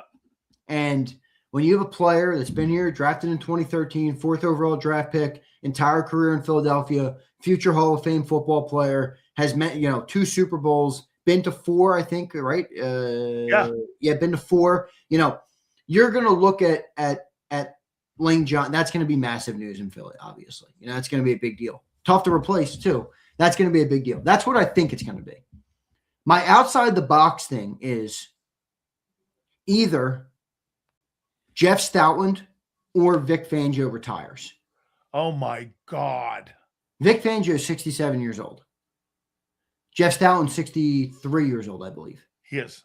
And the reason I think Stoutland is more likely than Vic, despite the age, is that I think it has become a problem in hiring OCs. Not by discrediting Stoutland, but just by the ego of some of the OCs these guys were trying to bring in. You heard, did anybody hear the press conference of Mike McDaniel talking about the running game? They asked him about the running game. I did not hear it. Let me see if I can find, I'll just see if I can find a brief excerpt and read it to you so that you can see exactly why Mike McDaniel was never coming here, and it maybe had nothing to do with Jalen Hurts. Do you think it had more to do with the run game? Do you think more? I can find it real quick. Do you think it had something to do maybe with echoing what Cliff Kingsbury was trying to do here? Yes, a couple years ago, where they made it a request. See, this goes back to what I said to you, Z. This goes back to the definition of the offensive coordinator in Philly is not conventional. It's completely new. All right, so here's the answer. And this is why I put Jeff Stoutland as my outside the box potential retirement. Because 1, they're not going to fire him. No. They got too much respect. Nor would I want. And 2, if they came to him quietly and were like, dude, this is, we got to give it up. So this is Mike McDaniel's answer, everybody. And this is paraphrasing it so you can see it's written out like the quote. So I'll read it to you. He got asked how him and Jim Harbaugh are similar schematically in offense. He says this: he likes to run the ball, and I am, by trade, I spent a good portion of my career being in charge of the run game and being the run game coordinator. I think some of my run game prowess in the past has been different solutions for light boxes when you're adept at passing to run the ball. That core foundational belief that football is inside out, prioritizing the line of scrimmage play and being able to win games when you have a lead with 9 minutes to go and can keep the defense off the field. I think those types of things, that's where the like-minded football 101 core values of football overlap. Now, you listen to Mike McDaniel say that, and you can very quickly realize why, whether he's right or wrong, he's not going to let somebody else coordinate his run game. He thinks that's the biggest part of his offense, clearly, or a very big part of it. So people think like that. And if the Eagles organization and the owner hears that enough from multiple different candidates, do they look and say, I'm not going to fire Stoutland, but it's clear anybody who's good on offense is going to want their own run game coordinator. Does that become an issue? I think it is an issue now. Now, remember, I got my tinfoil hat. I'll tell you Hey, that. but wait a minute. I think it is an issue because now it's multiple guys making this reference. You got Cliff Kingsbury making that reference. Now you've got Mike McDaniel making that reference. So let me ask you this. How much did Jeff Stoutland get in the way of Kevin Patullo's play calling last year? He may have wanted a whole different way of style of running the ball, and maybe Kevin Patullo wanted to run it a different way, and that's why he's still in the building because you know what the coaches are probably saying? You know what the players are saying for sure. Players love the guy. They love Kevin Patullo. I know people don't like Patullo. You know what I think of Patullo? I think is NJ Fishing Maniac in the chat? I don't know if he is. I don't see him today. NJ, if you're out there, I appreciate you. He's like a fish on the end of a line. He's got no where the person who's holding that rod, they could take him, they can reel him, they can let him out, they can pull him up. I don't think. That's a good point. Like that? I mean, what did Kevin Patullo call in the run game? How many times do we hear people bitch about the same run play and in the same stack box? That's Jeff Stoutland. That's not Kevin Patullo. So, I mean, maybe the coordinators that were looking at that were told, here's the parameters. You're not going to be in charge of your run game. Dude, if you're not in charge of your run game, you're not in charge of your offense, are you? You mean to tell me I can't utilize Saquon Barkley the way I want to use Saquon Barkley? Yeah, right. That's a big shit. I mean, what am I doing? For a team like Philly where they rely on the run. Correct. I mean, and the coach wants to do that style, so the coach is signing off on that. So when they're interviewing these guys, that interview must be very limited to, hey, we are interested in you and we really love your style. We really love to see if it can fit. Here's some of the things, though, that we're looking at for you. We really love your concepts. We love what you were doing with Jordan Love. And I'm just using the kid up there. And I'm going to go, here's what we do here. We really rely on our run game a lot. We really believe Jeff Stoutland is the best offensive line coach. And he has been a dominant guy. We had injuries last year on our offensive line. We're expecting our guys, Cam Jordan, and Landon Dickerson to be better. I think everybody across the board is going to be better. We're going to make an improvement. We don't know yet what Lane's going to be, but we expect to be really good in that offensive line next year. This was really because you could sell it. You could sell it this way.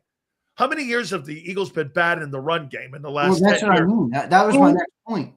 My next point was, he's right. I know everybody right now is maybe thinking, hey, maybe Jeff Stoutland does have to go. Well, I'll remind everybody, one of the best running teams in football that topped off by a historic season for the last 13 years is coordinated by Jeff Stoutland. Yeah. So is Mike McDaniel, because Mike McDaniel sounds good on the podium talking about it, that doesn't make him right. But I do think it's a factor. It's a good point by you. So again, you're laying this out. Then the new guy asks, well, how much influence will I have on the run game? Well, you're going to be working with Jeff. Okay, so I'm working my concepts with Jeff. You got to be cool with that. Yeah. All right, you ready for my tinfoil hat? Yeah, give me the tinfoil hat. I love tinfoil hat. All right, my tinfoil hat is this. We're at day 16 now of the search.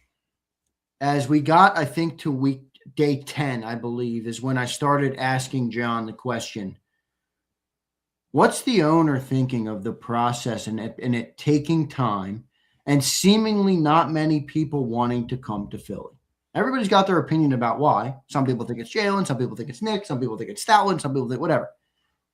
I wonder what the owner thinks.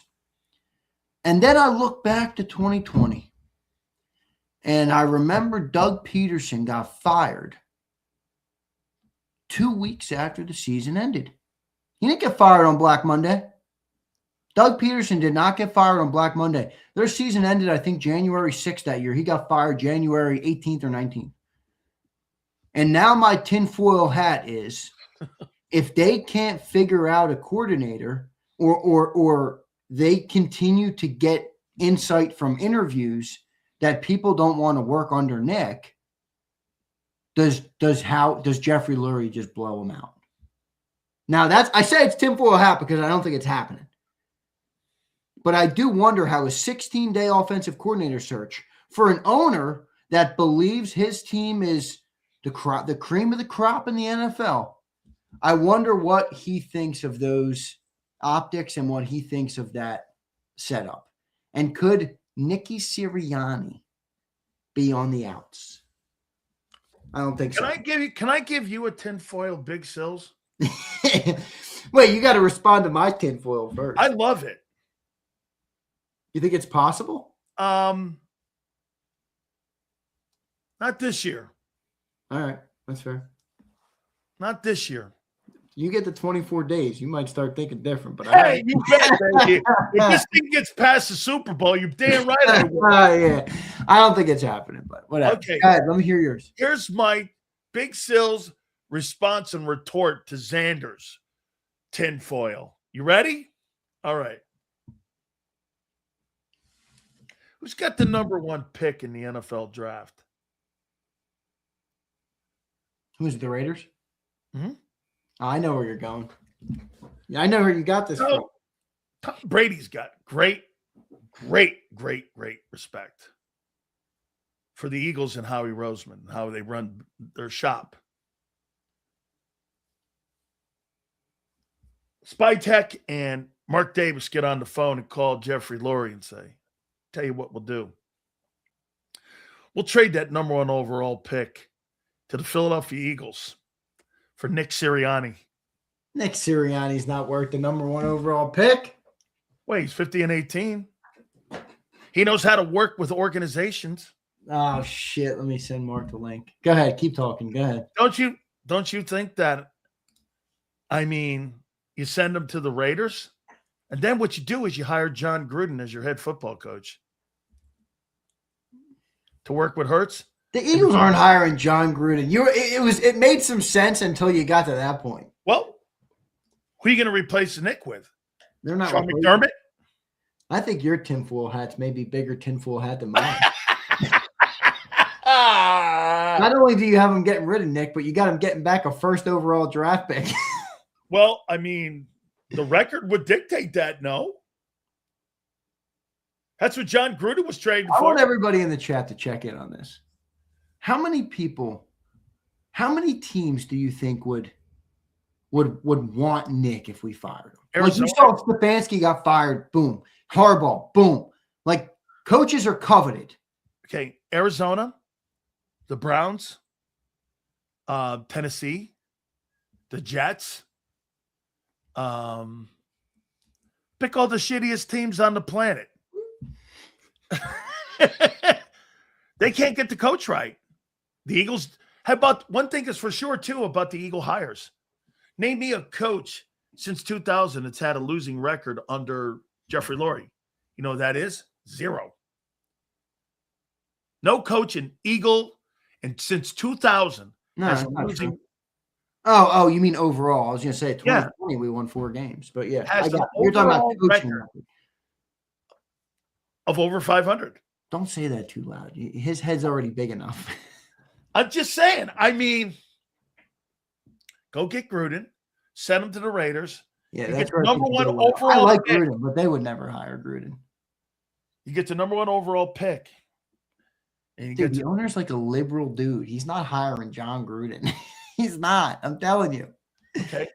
Maybe he goes back and hires one of his guys, Sean McDermott, or maybe he entices Mike Tomlin. Look at Sean McDermott. Is nobody interviewing Sean McDermott? Nope. How about this? How about you convince Mike Tomlin to come to Philly?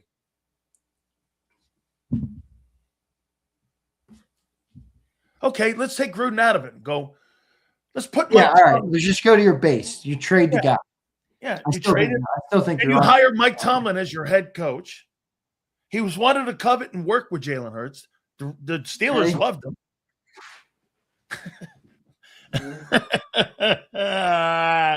This is my tinfoil hat, all right? This is the Sileo tinfoil hat. I like that.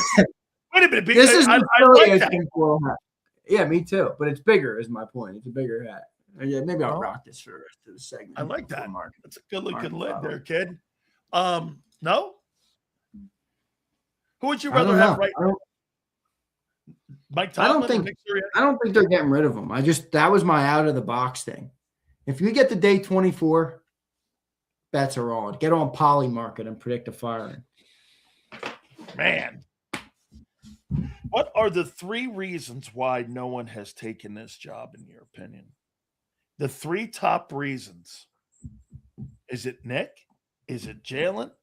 Is it restrictions by the organization? How come this is not an intriguing gig? Dude. Well, there's too many pluses and too many things that are good. Hey, look, when I look at the roster from afar in 35,000 feet, fucking A.J. Brown and fucking Devontae, Barkley, I see all the yeah, but the dude, fans. it's boom or bust, man. It's boom or bust. Well, welcome to swimming out to sea and wanting to be great. I mean, dude. So what do you want? What you know what I heard that comment today. You know what I heard?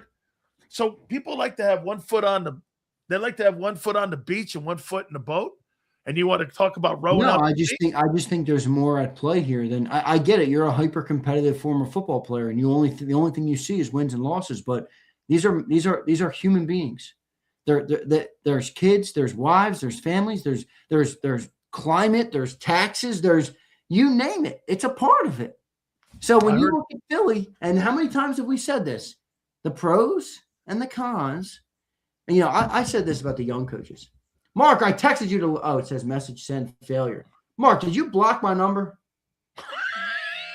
Did you block me after the Cowboys got bounced? Let me go on through now.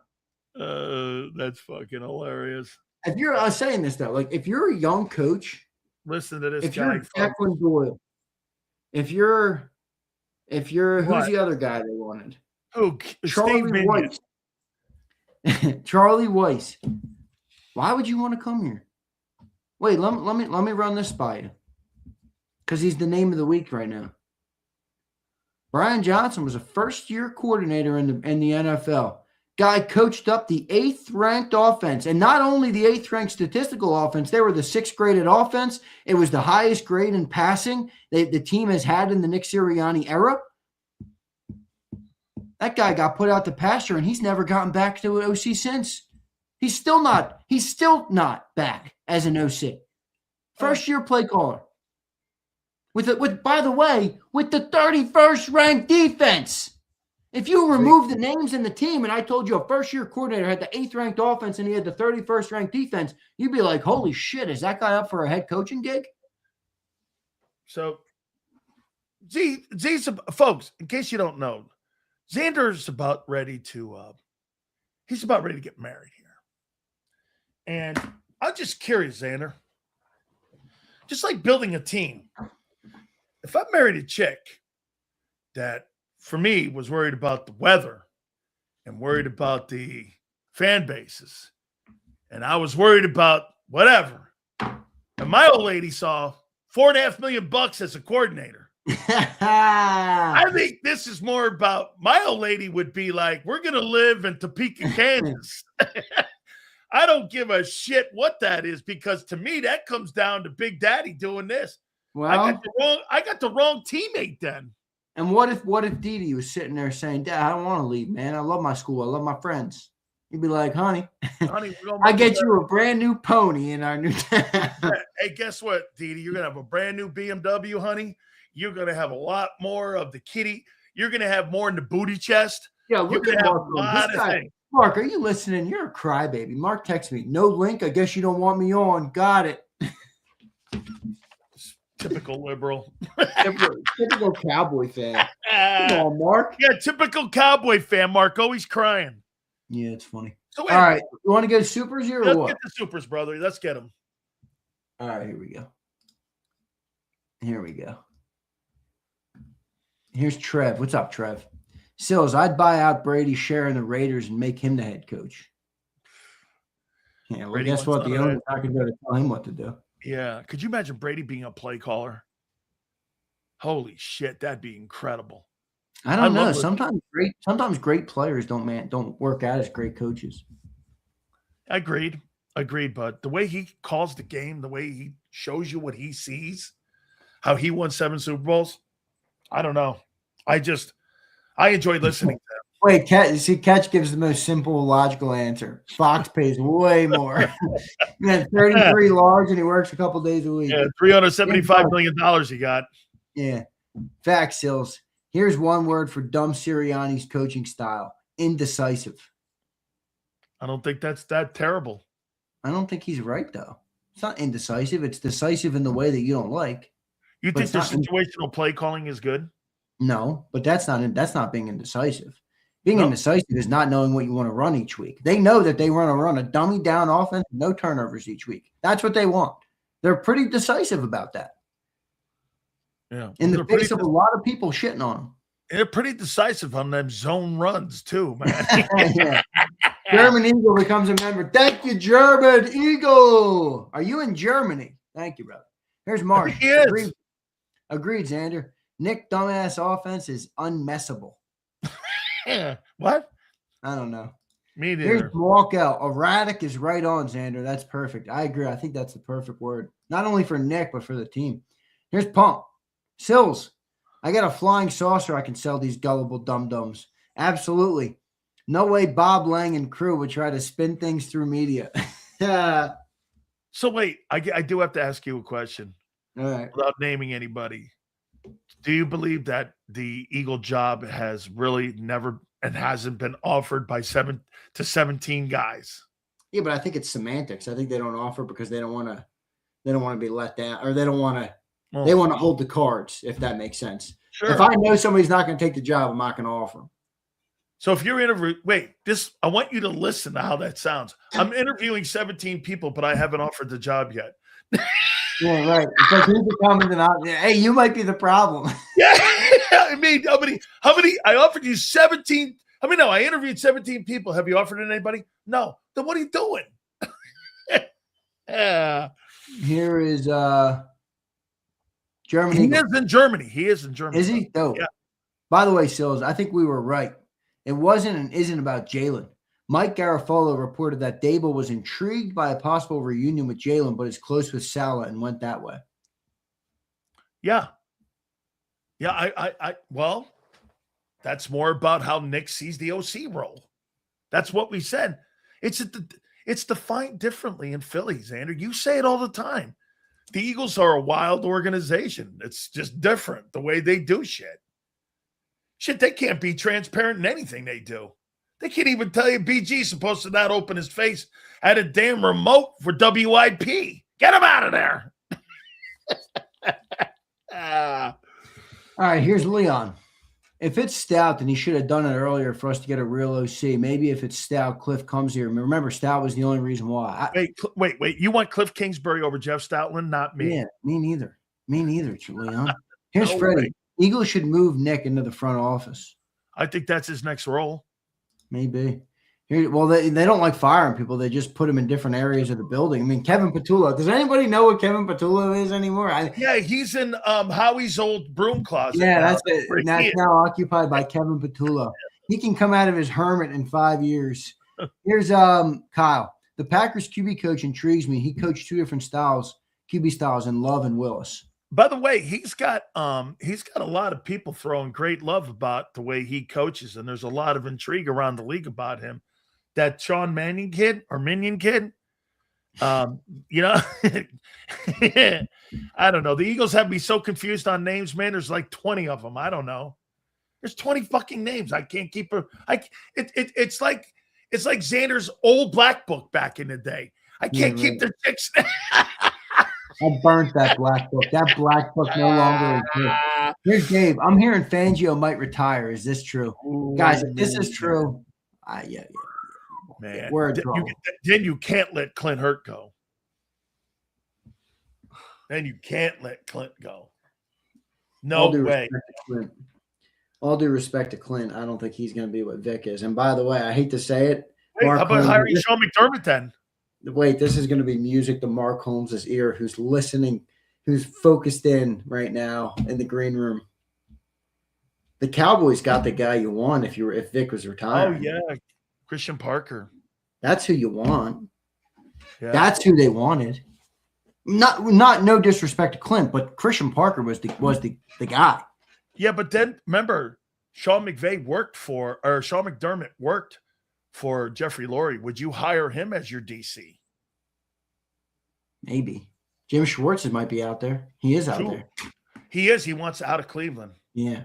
Well, they hired Monken. Jeff Monken, man. Wow. Monken. You know what they hired Jeff Monken for? They can't do anything right, dude. The Cleveland. Get this. You know why they hired him, right? They hired him to work with Shador. You think so? Yeah. Yeah, because it was Stefanski who didn't. I don't think they're gonna. I thought Shador showed some things. I mean, I know people are hard on him, but he wasn't great. But I thought he showed maybe like that. I don't know, maybe not. Who knows? I thought the kid in New Orleans was better. The kid in New Orleans was probably one of the better rookies this year. Yeah, I thought he was better. I thought he was better than Cam Ward. Yeah, Cam Ward didn't impress me too much, but that's an uphill battle. He had he didn't have many good players. Agreed. I mean, who's his offensive cast? So we'll see. All right, brother. I'll tell you this: I can't wait to hear Howard Balzer at 5:30. I hope he rips everybody in up there. Hey, and what happened? Or if he didn't vote for Belichick, I hope he comes out and says it with his chest. I'm so tired. They're all lying. I'm not saying Howard's a liar, but there's a lot of them that are lying. Jason Cole came out and said, by the way, he's on tomorrow. Jason Cole voted for Roger Craig. He voted for Belichick, and he voted for Bob Kraft. Those are the three people that he voted for. And then he's going to have the modern day guys. That's yet to be determined. That vote's coming up. And he can't tell you. By the way, just to know this too. Those guys didn't know the totals. They don't know who. Yeah, no, they don't know. They have no idea. They think they know everything. Yeah, only the Hall of Fame knows, right? Only the Hall of Fame. All right, brother. I appreciate you. Gotcha, man. Appreciate you, Big T. By the way, do me a favor. After the show, man, I'm gonna. I don't want to talk to anybody. I'm gonna go home. So there was just not that. I don't want to do anything. I just want to go home. Yeah. I'm gonna go eat. I want to because I'm good. I'll talk to you later. Bye. I love you, man. I do. By the way. All right, love you. I'll talk to you later, dude. All right, that's my boy Big Z. Good. All right. So, what and why are we in this position? Why and what are we in this position? Sixth. Wait a minute. I wonder if people would want to work for Dak Prescott. Like the Dallas Cowboys have a built-in fail-safe with Brian Schottenheimer. Whatever you think of Brian Schottenheimer. Hey, by the way, Dallas Cowboys had the number one offense in pro football. They got their coordinator. By the way, Cowboys got their coordinator right. They just didn't get the D coordinator right. So they believe that they fixed that this offseason. So who's trending in a better place? Is it Philly 500's Philadelphia Eagles? Or is it actually the team making the less noise? The Dallas Cowboys.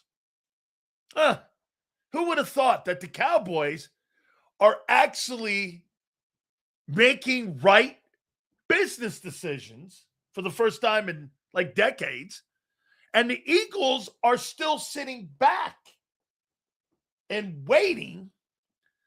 This is now day 16. And the Cowboy fans and the Cowboy guys and Mark Holmes are sitting here going, wait a minute. Where are the Philadelphia Eagles going?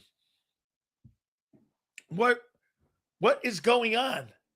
Are the Cowboys now moving past the Philadelphia Eagles? Will they have a better year coming up in 2026? I say this. So before we bring the guys up, are the Cowboys in better shape than the Philadelphia Eagles right now? Are they in better shape? What is the days? Here we go.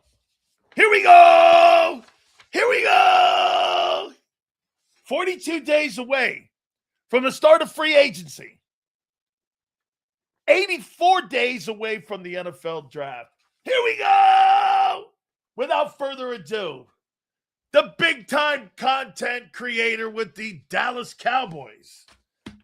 He is our friend, the legend, Mark Holmes joins us now. And on the other side of the aisle, one of the greatest content creators of all time with the Philadelphia Eagles. He is our friend, and he is one of the greats. Philly 500 joins us right now, and here we go. How you doing? What's happening? Hey, wait. Dan. Yo. Look at me. Look at me. I'm the captain now. Captain of what? What could you possibly be the captain? You haven't even won anything yet. Oh, my God. Phil, do you see the arrogance of Cowboy fans? Like you literally haven't done anything. Like, we're still your division champions. We're still your champions. We're still your division champions. Get on your fucking knees right now. There you go. Do you have an offensive coordinator yet? Yeah. No, but I do have a second interview. Just saying. And I did sleep at a Holiday Inn last night. I guess we're going there now. Hey, Mark, I'll ask you, from being on that side of being a Cowboy fan, watching the Eagles struggle by looking for a new guy to work with Nick Serriani and, of course, Jalen Hurts here. What's your takeaway watching what's going on? And they're now up to 16 candidates. Hey, I tell you what, after sitting here last week and us talking about Christian Parker and seeing Philly just kind of like just being kind of upset and having him come to town and already doing interviews and putting together a staff and finding out that Jerry Jones is out of the way, it feels actually pretty good. And for the Eagles to get down on bended knee and say, can we talk to Kate and Adams? And the Cowboys say, no, thank you. Okay, Philly. I mean, here it is. 16 candidates. 16. What's the whole? What'd you say, Mark? You want to ask me what the holdup is? Please. I wish I knew. I wish I knew. I'll say this though. We probably, and I'm guilty of this, but we probably overreact too much to it taking a while. As long as they get the right guy at the end of the day, that's all that matters, all right? They're not playing football next week. They're not playing next month. So I'm more worried about them actually getting it right than taking time. Now, I'm impatient. I do have questions about what the hell's going on, but I do think that we tend to overreact because it's taken a while. February 19th, 2025, you hired Kevin Patullo 9 days after the Super Bowl, and you hired that guy. It's now 16 days, and we're now counting, and it doesn't look like there's an end in sight. Why is this situation taking longer than last year's situation? And you were coming off a Super Bowl a year ago. Because the chances are that Nick already knew he was going to hire Patullo as his offensive coordinator probably before Moore got hired. He probably had a backup plan all along. So I'm not surprised that he hired a guy quicker. He only had to promote one guy. He didn't open a door and interview a bunch of people. Sills. It's a little different. Okay, George Pickens. Now you guys can't make a move until the new year starts. Yep. He is rated right now as the #1 free agent in all of the National Football League. The chances the Dallas Cowboys have two $30 million wide receivers is what? 95% chance. Wow. Okay. One way or the other, they've talked about tagging, which I think is stupid because it's a hard 28. And do you believe that if you do get Pickens, you have the better wide receiver group of anybody in the NFC East? Yes. Okay. Yes, without a doubt, I think you do. Stephen Jones, he's already gone on and said they've had some preliminary talks with Javonte Williams about bringing him back, and says that George Pickens is in their long-term plan. So Okay. now they also said that about Micah Parsons, and Micah Parsons got traded. So, they're not going to come in and say, oh, no, we're not going to re-sign him. Of course, they're going to say, yeah, we want to get a deal done. So I'm going to ask you first, Mark, before I go to Philly here. What's the best threesome? We love threesomes here. Dak, Pickens, and CD, or Hurts, AJ, and Devontae?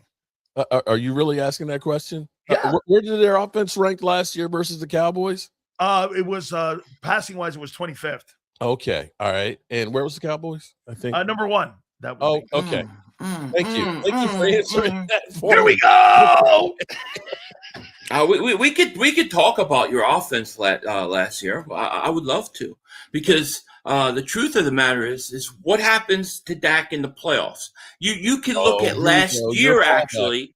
You could actually look at last year and say, wow, that really is Dak Prescott's whole career, right? Number one offense, puts up all these numbers. But what happens when things get a little tighter and the defenses play you tighter and you have less ground and you're in the you have the money ball, you're in the red zone? What is Dak?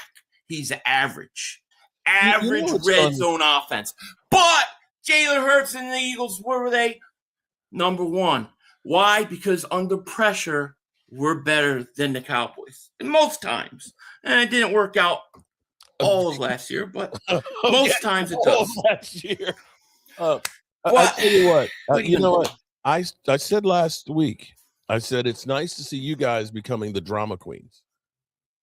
This is literally a role reversal here, Philly. You got to admit, Philly, there's a lot of usually it's us talking Philly. about a wide receiver that's upset not being there. We're usually talking about we need to fire people. You got Xander losing his damn mind. I've been listening to Xander all day. He's going ape shit about Serriani might be fired. Hey, you got to admit, man, it's a lot of noise going on in Philly. Don't you agree? Look, I know there's a lot of noise, and I know that a lot of noise is like a lot of things we don't know what's going on. I don't think the way the season ended, I don't think what happened in the locker room, I don't think a lot of the things going on this year, we really even know what went down. So yeah, there's definitely drama, there's no doubt about it. But I don't know that it's like, I don't know it's as crippling as people think it is, but we'll find out. So Adam Schefter went on 97.5, The Fanatic, and threw a little nugget out there. So Mark, yes, if you don't know, he threw a little nugget out there that said that, and I'm going to paraphrase it here. You ready? Ready. More news to come next week.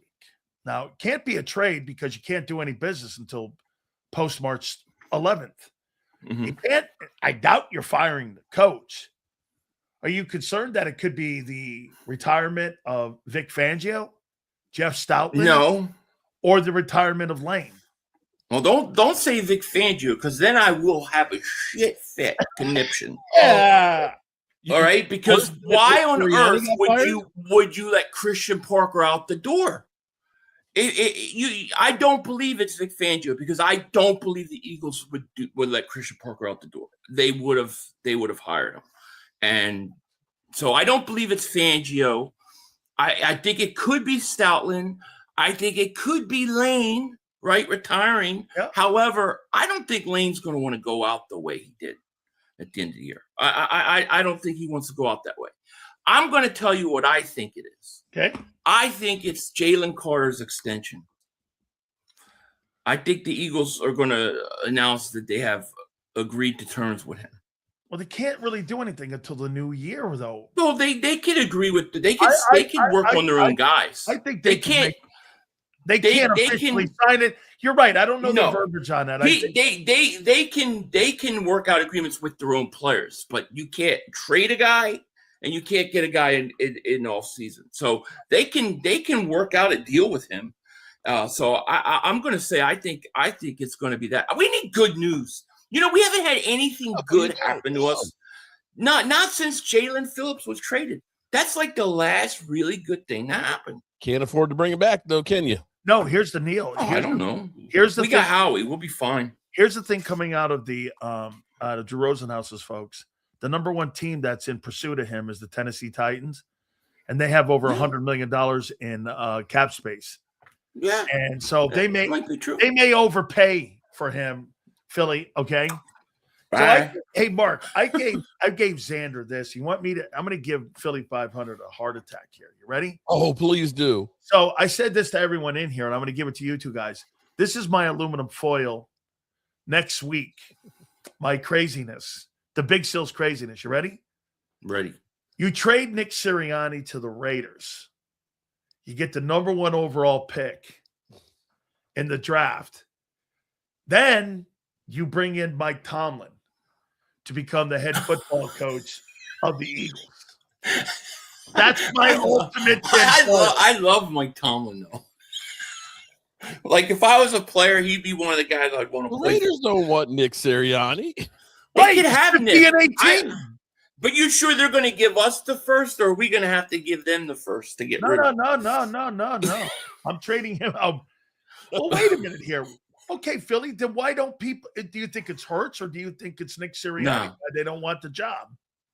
I think it's Nick. I believe it's Nick. I don't believe it's Jalen. I don't think Jalen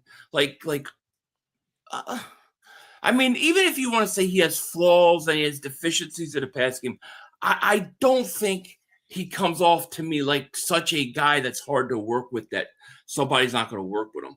I think it's Nick, and I think it's having to basically do things that Nick wants done on offense. And I don't think people want to do it. Maybe it's Stoutland. We've had reports that Stoutland could be an issue. So it's one of those. I don't believe it's Hurts. But, I mean, look, I don't know. Who knows at the end of the day? I have no idea at this point. Do you believe the Dallas Cowboys, Mark, are in a better place right now on January 28th? Do you believe they're in a better place right now than the Philadelphia Eagles? I would say that the Cowboys are headed up. And I'm going to go back, like I said before, that I think the Eagles are taking a big step back. Every scenario that you put out there, whether it's Lane, whether it's Nick, or it's Vic Fangio leaving, is another hit. Us getting Christian Parker is another hit against the Eagles right there. The fact that you've had 16 people that you've contacted and nobody, this might be a record. That doesn't mean anything. What does that mean? All it means is you interviewed 16 people. Okay, so you interviewed 16. Okay. Doesn't that tell you that? I would imagine that you would talk to the people that you wanted the most first, right? Well, that's why the point that I made about you're not gonna say, well, I'm gonna go ask this nobody and get turned down by him. Yeah, but wait a minute. So you've listen to how that sounds. You interviewed 16 people, but you haven't offered a job to anybody? Well, what are you doing? Well, I don't believe that news. Okay, I don't believe that either. I don't believe that. I don't believe that. Yeah, I don't. I think that's a save face type comment to come out. No, I mean, for whatever reason, they haven't found the right person for the job. I don't care if they interview 1,000 people, as long as at the end of the day you get it right. That it's about getting it right. It is. So. I mean, should we give them a little bit of wiggle room? What I want to know is who's running the interviews, because I tell you this, I know they say it's Nick and it's Jeffrey Lurie, but I really wonder, Howie and Jeffrey, I really wonder if it's somebody else, because I think Howie is the type of guy, if you just go by his history, he figures out what he wants and he gets it. So, I mean, who knows? And you know what my conspiracy theory, bombshell news is? You want to hear it? Yeah, please. How he leaves for the Jets. Man, that would be crippling. That would be devastating. That's my biggest fear. Because we had all those reports last year about the Jets wanting to hire him. Remember that? Wow. So that would suck. Howie leaves for the New York Jets, because that's a job he's always coveted. I He's get always sick wanted thinking that. about it. I feel Hey, sick. that's a really good tinfoil one. I man. feel sick in my stomach. I'm Well, very how good about- with the. Hey, how about Oh, this? wow. How about this one? How about you ready for this one? Dolphins are looking right now for a GM. Okay, the Dolphins are looking for a general manager right now. Yeah. See, but here's the one thing. I mean, I that's like my conspiracy theory.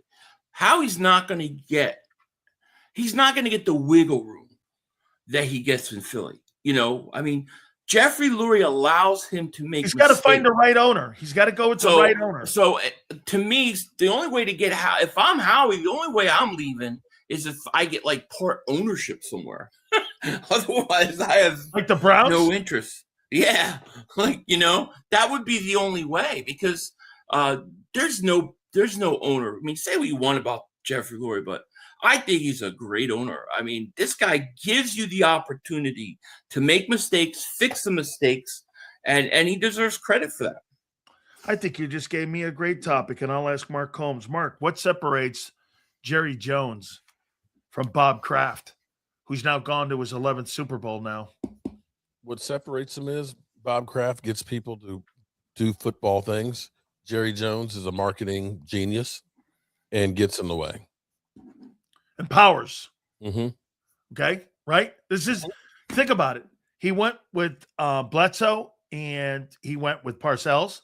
Yep. He went with Brady and Belichick, and now he's there with Vrabel and May. Mm-hmm. One thing Jerry's not been able to do is duplicate what Jimmy did. They've never been able to. So I'll ask you the same question.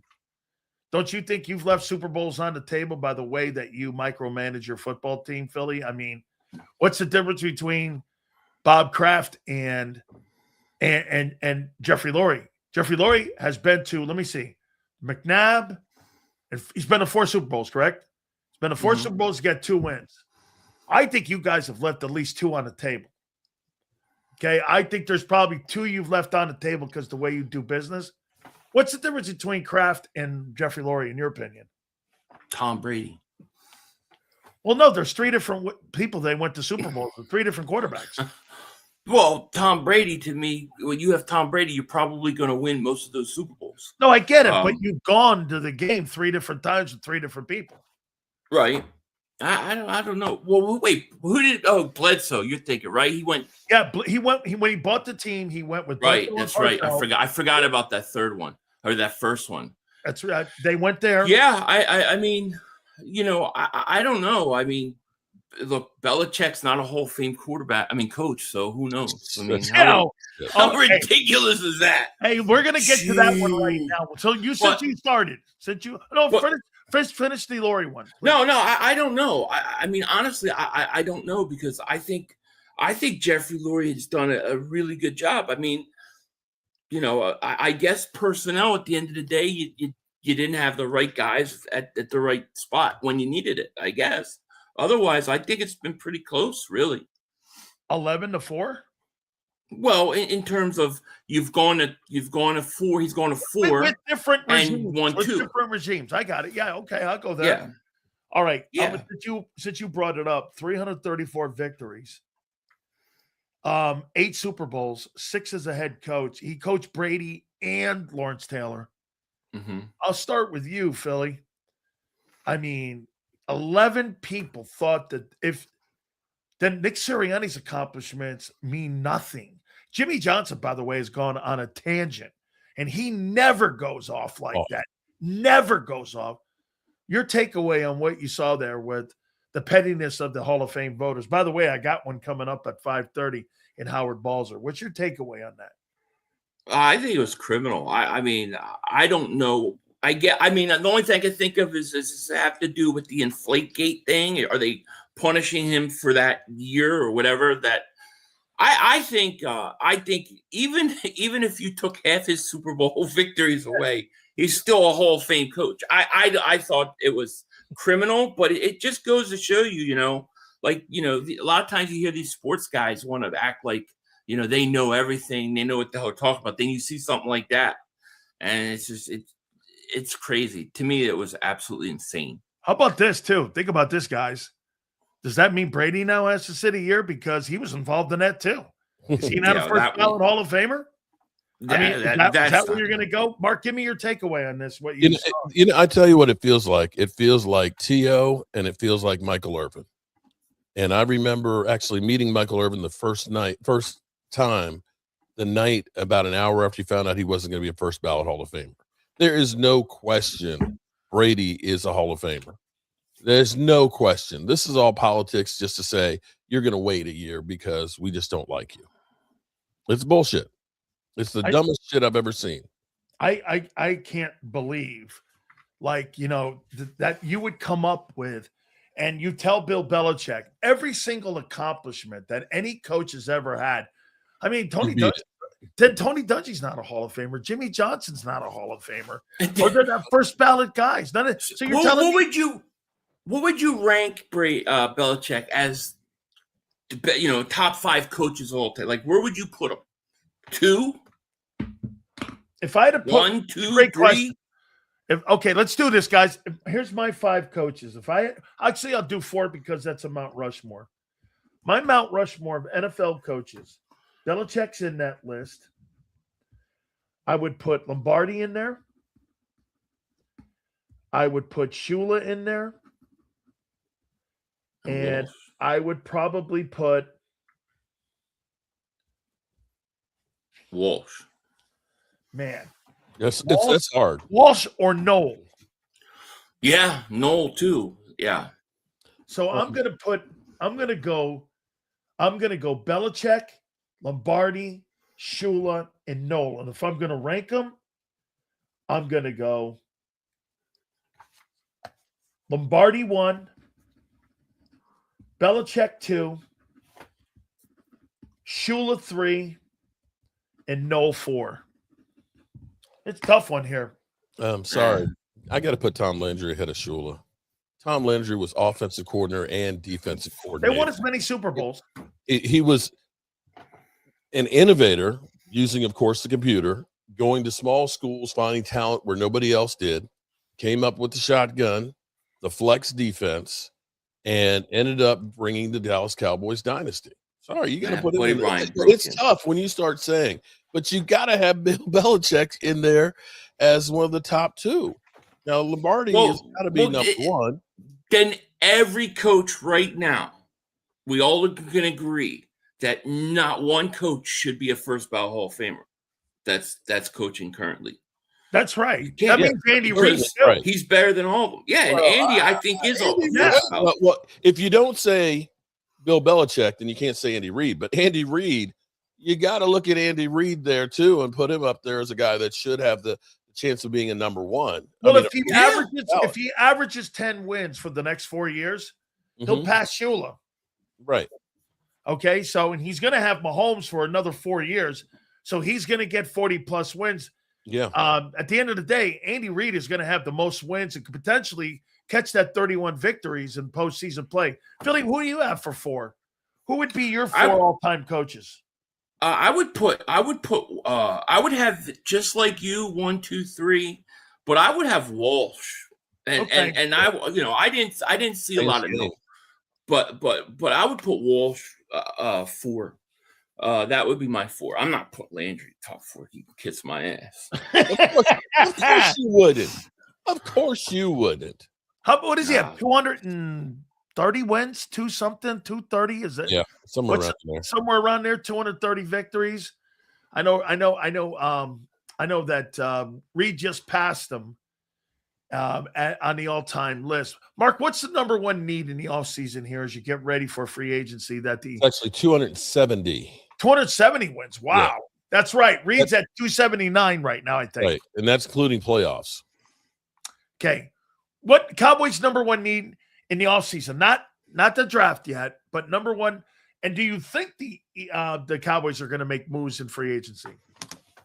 Well, here's the thing. A lot of Cowboy fans don't like Stephen Jones. But the thing I will say about Stephen Jones is he does not lie to you. When he says we're going to do something, they do it. Unlike Jerry can say we're going to go all in and do absolutely nothing. They say they're going to go in free agency to get more talent. They say that they're going to try and get Pickens re-signed and Javonte Williams along with Clowney. So if they do go in free agency, then that's going to be a great thing. For you, Philly, I think you got a tougher conversation here because it's going to dictate. Look, no, hear me out. I know. It's going to dictate taking it on the chin. Hey, it's going to dictate who's coming back, right? I mean, if Lane doesn't come back, you need an OT. If AJ doesn't come back, you're going to need a wideout. If you don't sign or re-sign Jalen Phillips, that means like you're going to need an edge. Okay, so what's their need coming up in this offseason? Well, regardless, because I don't know if we're going to have to go back to the prevent offense. I think your number one. I think your number one need is offensive line. I think you have to fix that offensive line. I think the interior of that line needs major reinforcements. So I would like to see the Eagles with one of their top two picks get a guard. Maybe bring in Mekhi Becton if he gets cut. I think you need to do that. I also think you need to get Jordan Davis and Carter both signed long term. You still need to get a corner. What I think they're going to do, I think you're going to see the Eagles use free agency on defense side of the ball. And I think you're going to see them start to draft young offensive players. And we're going to start to see the shift of where the money goes. And I think they're going to start that. So I expect free agency. I expect defense. Draft, I expect heavy on offense. Couple last ones here for you guys. Mark, I'm going to throw this at you first before I go back to Philly on it. Mm-hmm. See all the things he's just said about Jordan Davis and Jalen Carter? Mm-hmm. I watched a dude play football this past weekend in the NFC Championship game who's now going to his third Super Bowl in 4 years. This guy's name is Milton Williams. Mm-hmm. And I'll tell you what, Milton Williams, incredible. $26 million. And that's what's going to cost probably around to get Jalen Phillips signed. And I'll tell you, man, that Milton Williams right now, he looks better than, it's not even close. He looks better than Jalen Carter, and he looks better than Jordan Davis. He looks right great. Now. I think that's a miss on Howie, letting that dude roll out the window. Now, I get it. The conversation is this, Philly. You're right. Can't sign everybody. But, bro, that guy's an all-star, dude. I know.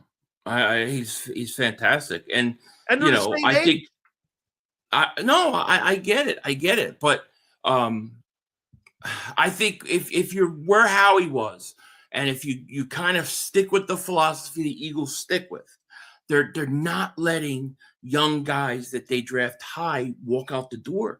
They just don't do it. And they weren't going to do it with Davis, and they weren't going to do it with Carter. I think Milt Williams with Vrabel also, I think it helps that defense a lot. I think he's a good fit there. But I just think that, you had look, Jordan Davis had a great year. I think he's only going to get better. I think Carter, he'll rebound. And Ojomo wasn't that bad. I mean, so yeah, Milton Williams is a great player, but those guys, those interior guys are good. As far as Jalen Phillips goes, like I said, if I can get him for under 30, I would make an attempt to. I would try. Mark, what'd you think of the championship games, AFC and NFC title games? You take anything out of them? Well, you got to give some respect to Sam Darnold, and defense does matter. Everybody kept saying, "Oh no, Sam Darnold's not going to 31 wins." Yeah, he has turned the narrative around, and what you've learned is it's beyond just a quarterback. That you looked at all these teams.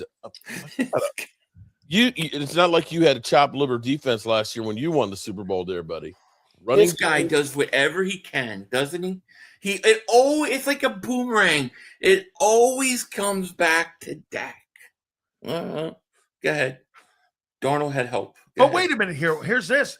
If Darnold led the league in turnovers. Wait a minute here. Get this here, Mark. The Eagle fans think that Sam Darnold is a mediocre quarterback. No, not me. Well, that's what they were saying about him a year ago. Well, I was too. And by the way, here he is now. So a mediocre quarterback then could take your football team to the Super Bowl. Is that right? I was too. I said he had to prove himself in the playoffs, and you know what? He did. So he shut me up. He shut everybody else up. You can't look at a guy that's won that many games in 2 years and then played the way he did in that championship game and say that he can't win. He's did. proven himself. Okay, Dak has never done that. This Oh, guy always goes has back done to it. Dak, doesn't it? Okay. Well, I mean, I'm finishing what you tried to start. That's it. The Eagles are on fire. Let's talk about Dak. No, you started it. You started it. I just finished it. Okay, talking about firing your coach and everything. Let's talk about Dak. Let's change the subject. So let me explain. Everything Mark does, and everybody in the chat, they all know. Everything he does, every video, it circles back to Dak. It doesn't matter what it could be like. I was out cutting some chicken's heads off today, getting ready to sacrifice some for the big game. Maple syrup. I tripped and I fell on my hatchet and cut myself. But that could happen. Sometimes Dak trips too. It happens to everybody. It's like always back to Dak. Doesn't matter what. And Mark tried in this thing, he tried to circle back Darnold to Dak, and you can't do that. I'm trying to circle back to Jerry Jones waking the F up and has got to do more on defense than they've done. We've been atrocious as far as free agency goes in defense, and we've sucked ass in drafting on defense. Of course, we got Micah, we got D-Law. Those are the two big ones you can look at over the last 12 years. D-Law, talk about holy shit. D-Law's freaking good. Hey, Mark, he validated what he said when he got dealt. When he signed there, he validated everything he said about the Cowboys, right? Yeah, and I think that resonated with the Cowboys because right now they're actually operating things a lot different than usual. They never go out in a hurry to go ahead and sign a coordinator or any coaches. Yeah. They are knee deep, and right now it has been Christian Parker who's the one who's been picking and working with this, him and Brian Schottenheimer. So, yeah, they're working a little bit differently, and they're working with a sense of urgency right now. Yeah, there's a pacing to it now. Mm-hmm. Yeah, absolutely. What were your takeaways, Philly, for the NFC and AFC Championship games? Anything you took away on it? Yeah, the Seattle and Rams are so much better coached than us. The way that they can make in-game adjustments is just fantastic. Like they could go – drive, Seattle defense adjust, next drive, Rams offense adjust. They don't wait. We take 3-4 quarters. So I saw it as way better coached than us. And then I took I also took that Sam Darnold proved himself. I mean, here's a guy that won a lot of games, really choked by with the Vikings in that playoff game, looked bad. And he went out and answered the call. And if you're going to sit there and I'm going to sit there and say, well, Jalen Hurts, a winner, wins big games, then you have to put Darnold right up there because he did the same thing. And I think Sam Darnold proves to me that, he's a hell of a quarterback. They got a hell of a team in Seattle. And as far as the other game, I just think I didn't like the game plan Denver had. I thought they put too much on that kid. Yeah, they needed to try to run the ball better. They needed to do more for him. And I thought they had their chance early in that game, but once that weather turned and with that quarterback, they were done. So I think it'll be interesting Super Bowl. I do think Seattle's going to win it though. To your point about JSN, how they got him open. I mean, they moved that guy all over the football field, and what a receiver that guy turned out to be. Mark, last one here for you, brother. Mm-hmm. Super Bowl. What are you liking it, man? Seattle and the Patriots. How about this little nugget here for the Patriots? Patriots are 9-0 on the road this year. They've never lost a road game. And they're going, and now they're going to be playing in their 11th Super Bowl under the Kraft regime. And you got Sam Darnold there. I think Seattle's the best team in football right now, but what do you like in this ball game? No disrespect to the Patriots, but do you realize that 11 of their games they played against were teams that ended up getting rid of firing their coach? Wow. Think about that for a second. 11? That's 11 crazy. Yes. So, you play who's in front of you, and they've done what it takes to win. But I think Seattle on that defense is going to do something too. I really do. Wow, that's a great nugget there. What about you, Philly? Yeah, I like Seattle. I think think they're going to be the better team. I like their defense, and I like the way Darnold's playing. So I'll take Seattle. Like, I like the way they run the ball too. I like their offense. I like the way they're coached, and I like Vrabel, and I think he does a great job with New England. But I think Seattle's a little too much. I do too. I think that injury to Charbonneau is probably going to hurt them a little bit in that game. Yeah. I think that's going to be a heck of a Super Bowl coming up in a couple weeks here. Guys, I appreciate it. You two guys are dear friends, some of the greatest content creators that are out there, man. I appreciate all of you. Mark, I see you go live all the time. I check you out, and I see Philly too. Boy, I'll tell you, man, he's kind of right about one thing. It does circle back to Dak, though. It does all circle back to Dak. But you must be enjoying yourself watching the 16 coaches roll through Novacare right now. Are you sure it's not at 17 right now? By the end of the day, I'm sure it's going to be by the end of the day. Guys, I appreciate you and love you guys very much. Thank you so much for doing this. Peace out. All right. Thank you, guys. Peace. You got it. That is Philly 500 and the legendary Mark Holmes. We appreciate that. Bottom of the hour, we're going to talk to a Pro Football Hall of Fame voter. He is Howard Balzer, who was in the room when all of this shook out with Bill Belichick. We'll ask him about Bill Polian. We'll ask him about all of the comments that have been made over the last 48 hours, actually 24 hours, since the news broke that Bill Belichick was not going to be a first ballot Hall of Famer. So we will pay some bills here now. Morgan & Morgan, the number one injury law firm in all of America for a reason, because they win with over $26 billion recovered. Make no mistake about it. The number one reason that Morgan & Morgan is the number one injury law firm in all of America is because they win and because they protect families. They do everything with their thousands of attorneys to make sure if you've ever been injured on the job that they protect you and your family. Folks, there's a reason they're number one. We've told you this. This will be the easiest decision you ever make. Go to forthepeople.com/big sales or pound love 529. That's forthepeople.com/big sales or pound love 529. And do me a favor. You tell them Big Sales sent you. There's a reason Detective Johnson is the gossip king. Oh, did you hear? Jackie and Tom are getting a divorce?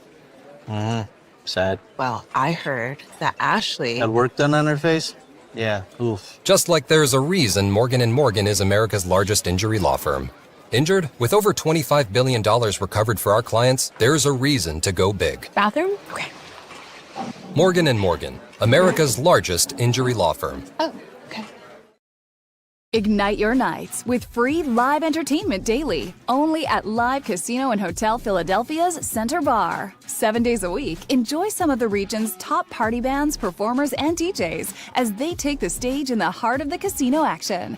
Great cocktails, live music, and lively moments. It's all happening at Center Bar at Live Casino and Hotel Philadelphia. Visit livecasinophilly.com for more details and the complete list of upcoming events. Must be 21 or older. Gambling problem? Call 1-800-GAMBLER.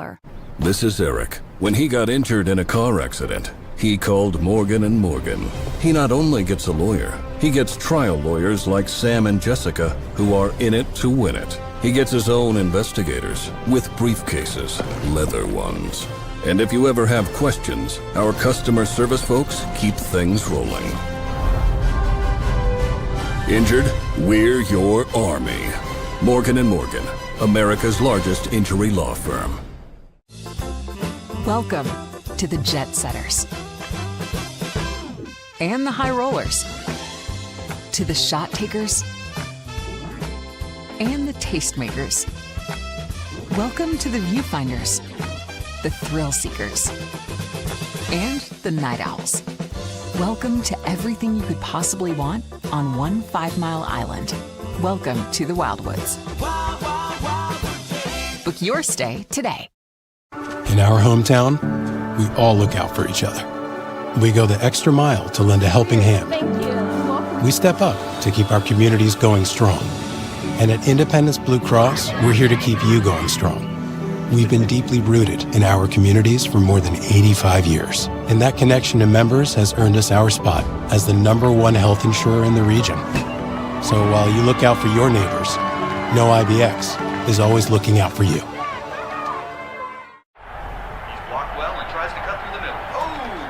Your gut says Miami is going to win, and you should take the over.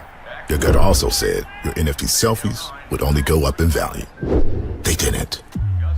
But your head is on Sports Grid and knows the QB is in concussion protocol. The backup has a 45 QBR against the zone coverage.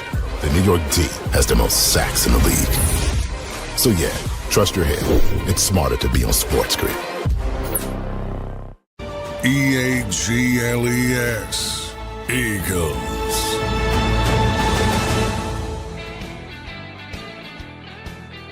Nick Sills, National Football Show.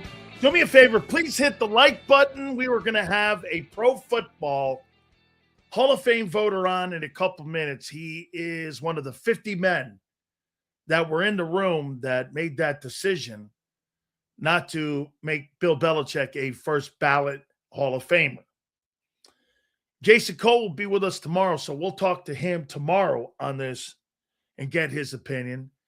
I would have had him on today, but he couldn't do it later in the day, so we did him early, and we'll do him tomorrow, and we'll even try to reach out to Jared Bell, who also made a public statement saying, don't clump me in with that. Maybe that the Hall of Fame voting should be a little bit more transparent. So we'll talk to these guys, and one of the reasons we talk to Hall of Fame voters is for moments like this. Okay? Jason Cole making bagels? You mean making money because he owns 4 bagel shops. I mean, my friend thinks that Jason works at a bagel shop. He theoretically does, but he owns 4 of them. How you doing? Yeah. Okay? No, he's tomorrow. I like McDermott thought. Might do it without even trading Nick. Philly like to make splash, or if Vic retires, becomes the DC. That's my take.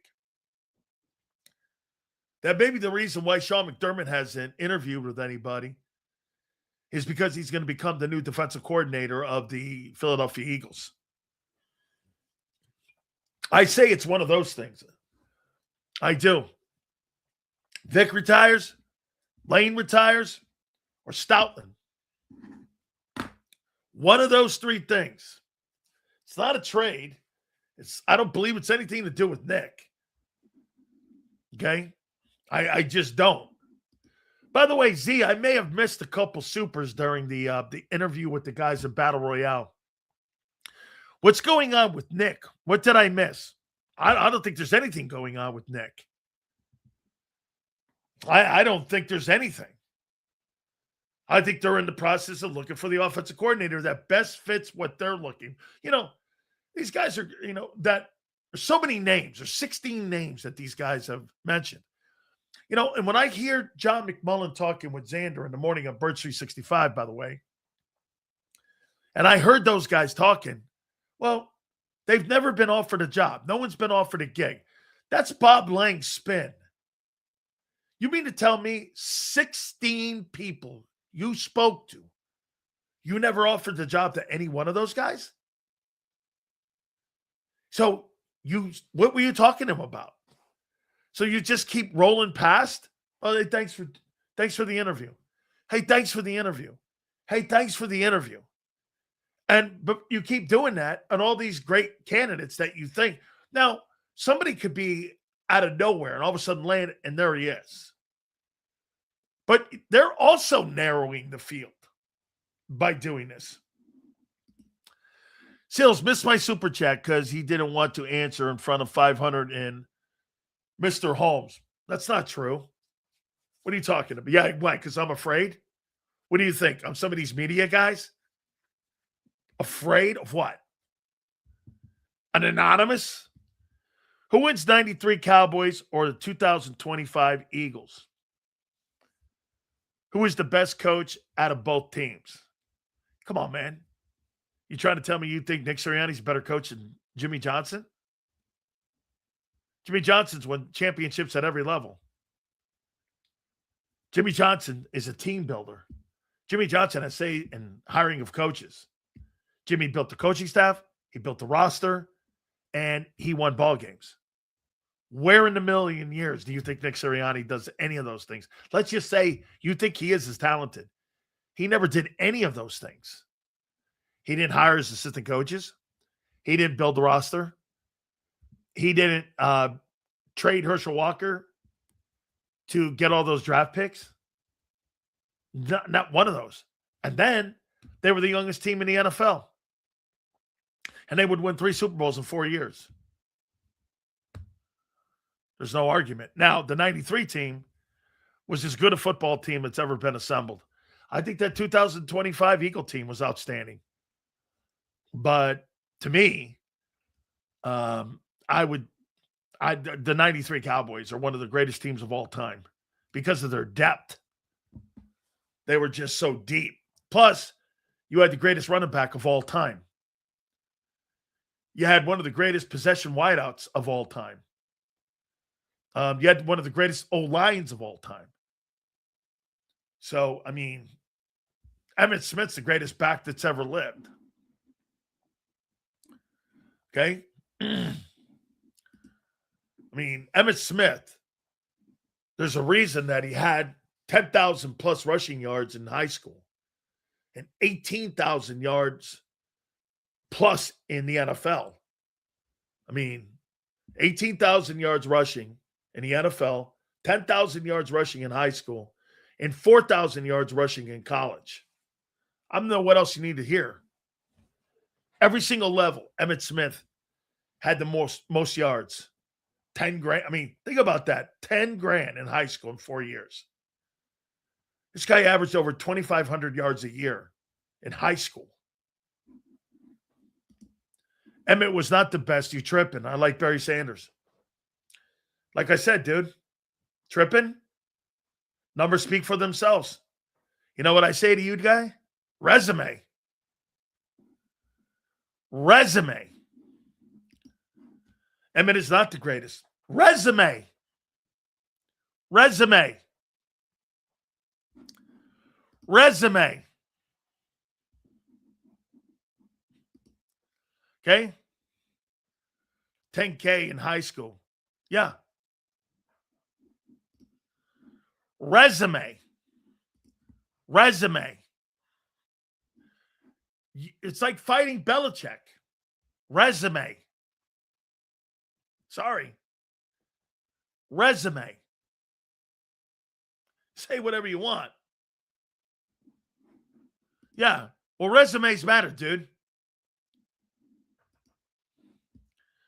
Sills, why did the Browns choose Monken over Schwartz?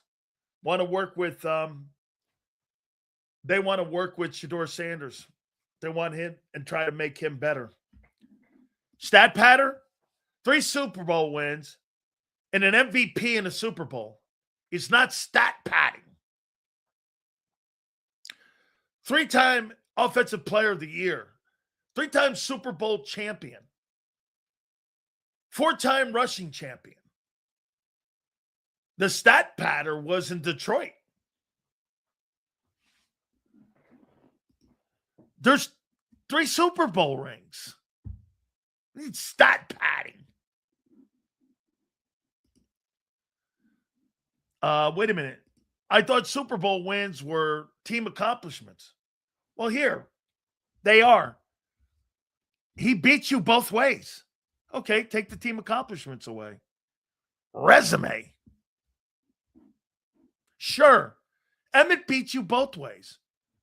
Championships, take them away. And accomplishments. Nobody's accomplished more rushing the football in NFL history than Emmitt Smith.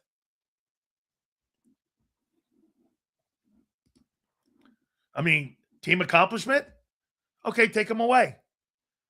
Emmitt Smith gained $4,000 in high school, $4,000 in Florida, $10,000 in high school, and 18,000 yards in the NFL. I'm not sure what to say. You're fighting a resume. Hurts has a resume. Hurts has team accomplishments. He doesn't have a resume when it comes to his numbers. His numbers are dog shit. Emmitt Smith's has the greatest numbers in pro football history for a running back. Compared to Emmitt, they're dog shit.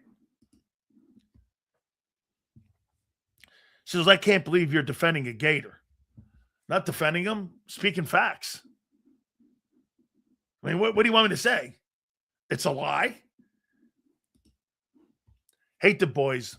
All you want, Johnson built a super team. All you want, Johnson built a super team. Okay? That's what head coaches like Jimmy Johnson do. They build a super staff. They build a super team. And they win. Isn't that what coaches are supposed to do? Oh, but not in today's NFL. Jerry Jones, like Kraft, is who driven tool they can thank Jimmy and Bill for anyone knowing their name. Well, here, I'll tell you this. If Jerry Jones was so great at building a football team, I see what you're saying. Like Kraft, who is driven tool, they can thank Jimmy and Bill for anyone knowing their name. Correct. You're right. Those two coaches built their dynasties. That's correct. Okay. I mean, Jerry Jones has never been able to duplicate it since. Barkley is nowhere in the room with Emmitt Smith.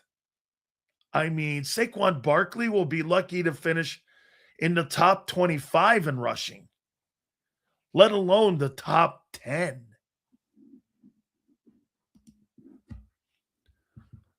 Sills, how come coaches want to be under Kyle or McVay when they don't call plays? He teaches you how to design offenses. He teaches you how to design route trees. He teaches you how in-game situational play calling. I'll tell you this, and I agree with John a little bit in this. Some of those situational play callings, he's got a little Andy Reid in them. 2 minutes to the half and 2 minutes to the end of the game. And, a little bit of wobbling in there. He's got a hell of a resume, though. Okay? I think Henry's 5th all-time right now. He's 28. Dude. And he dropped off 900. Saquon Barkley is not going to the Hall of Fame. Are you trying to say that Saquon Barkley is as good as Emmitt Smith? My God, are you dumb? I'd take Barkley and Shady over Emmitt. Of course you would. Why don't you ask those two players if they would? You should ask those two guys if they would take themselves over Emmitt. The Howie thought is interesting and devastating if it happens. Oh, my God. Yeah, did Howie ever sign that contract extension with the Eagles? Did he? Steals pull up 22 and 24 passing charts. Compare them, and let's see if there's much of a difference. 24, they threw the football 361 times. In 22, they threw the football like 428, 438, something like that. All right, folks. I got to tell you, I talked to Jason Cole this morning, and we're going to talk to Jared Bell tomorrow as well, along with Jason here. But I talked to him on my radio show. And one of the reasons why we are so fortunate to have friends. Now, I want to lay this out to you before we bring Howard Balzer in here. I want to lay this out. Howard doesn't know anything when it comes to the totals and where those votes landed. They're not privy. I think the only people that are privy to it are the Hall of Fame themselves. So when these guys vote in a room, they don't know. They don't know the vote totals. Now, I am going to say this before I bring Howard on. There was a meeting a couple weeks ago that nobody knows about with the Hall of Fame voters that wasn't supposed to be public. I knew that there was a meeting. Now, I don't know if it had anything to do with this, But ESPN released it 24 hours ago. It became evident that Bill Belichick was not going to be a first ballot Hall of Famer. I respect these voters. My uncle's in that Hall of Fame. A guy with 334 victories and 8 Super Bowls. I mean, I don't know where to go. Jason Cole said he voted for Belichick, he voted for Kraft, and he voted for Roger Craig. And then the modern day guys are, I believe, already been voted on, and yet that total's yet to be determined yet. So I don't know. And nor would I say if they had told me, because I have confidence in some of these guys. So without further ado, there's 50 men and some women that are part of this. And one of our friends who's been involved in this process a long time is our friend Howard Balzer, and he joins us now here on the program. Howard, it's been an interesting 24 hours to say the least, hasn't it? I would say it's fair to say, Dan, that the proverbial you-know-what hit the fan. And yeah. On several levels, it's disappointing, besides even whether this report is accurate, because not only don't we know the totals, we don't even know the result, the selectors. We're not told. We find out when everybody else finds out. Next Thursday at NFL Honors, who the class is. You know, some of the disappointment, aside from this report, and we'll get into that, is that apparently there were some selectors who chose to talk to ESPN and reveal stuff that was said in the room. They didn't put names on it, but they talked about things that were allegedly said. That's disappointing because we're not supposed to do that. It's in the bylaws that we're not supposed to do that. But the other thing that's somewhat troubling, Dan, is that this entire debate about Bill Belichick is being done without, I think, important context in terms of what the class looks like. Now, you made the point about the modern day guys. Yes, the vote has been done on them also. We don't know the result. But many people commenting on this, I would whatever the percentage is, don't even know the process, don't understand it, and also don't know, which we've discussed here, how it was changed last year that has created some additional difficult decisions for the voters to make when it comes to the final reduction. Now, I will say that we know the final 7 in the modern day guys. We don't know the vote after that or what happened with it. We know, obviously, the 5 guys, the coach, the contributor, and the 3 seniors players, because that was, there was no reductions of that group, except for the fact that we were only able to vote for 3 of them. And that creates issues. So in the context, what I was getting at, and in the important part of the context, I think, is Robert Kraft. Because it's interesting, last year, ESPN made a big hullabaloo about the fact that Robert Kraft wasn't the contributor finalist in the election. And how could this happen? How could this not happen? Well, I guess they don't know what happened with Robert Kraft, but there was virtually no mention of that in the story. And I think that is, until we know whether Robert Kraft got in or didn't get in, either way, there's certainly the possibility that both those guys' presence together, where in effect they're pitted against each other, as the players are too, impacted the way the vote went. And so, like I said, we've talked about that, before, how last year, prior to last year, when we got those finalists, for modern day guys, it was cut to 5, and then we voted yes or no on each one individually. On the group of 5, I'll mention this. 11 years ago, in 2015, the Hall of Fame removed contributors from the modern day player group because that's where contributors were considered. So if Ralph Wilson, Ed DeBartolo, name the owner, name the GM, if any of them, George Young, if any of them made the final 15, they were considered along with players, as were coaches. And that became a tough hill to climb.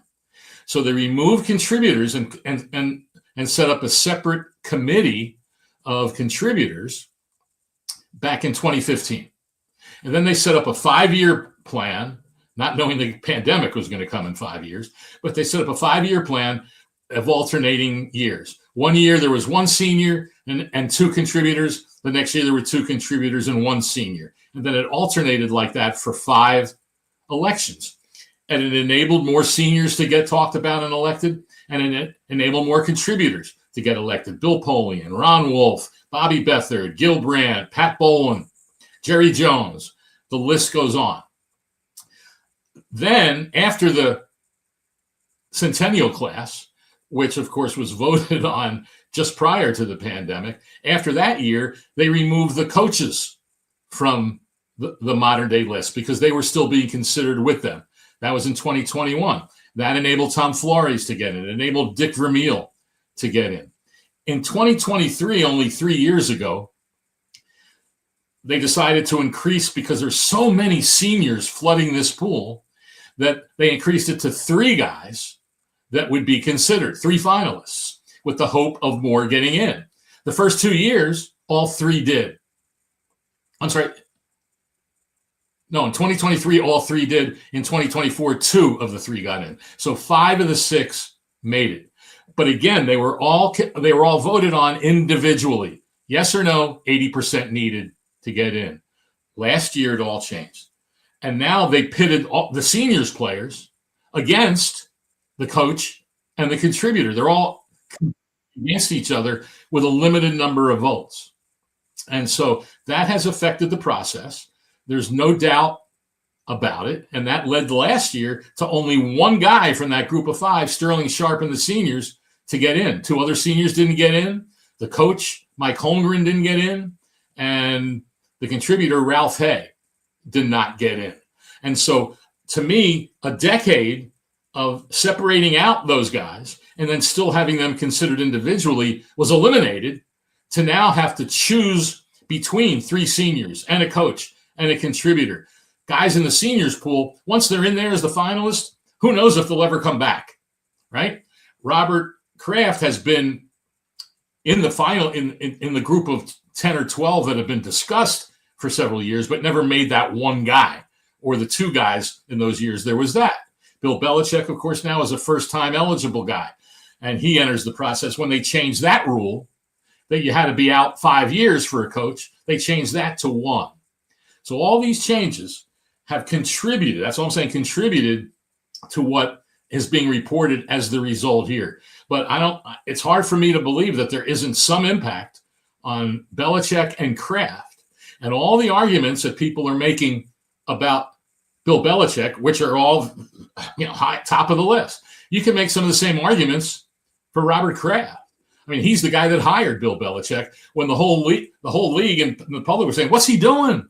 Not only hiring him as a head coach, but gave him control of the football operations. They said he was nuts.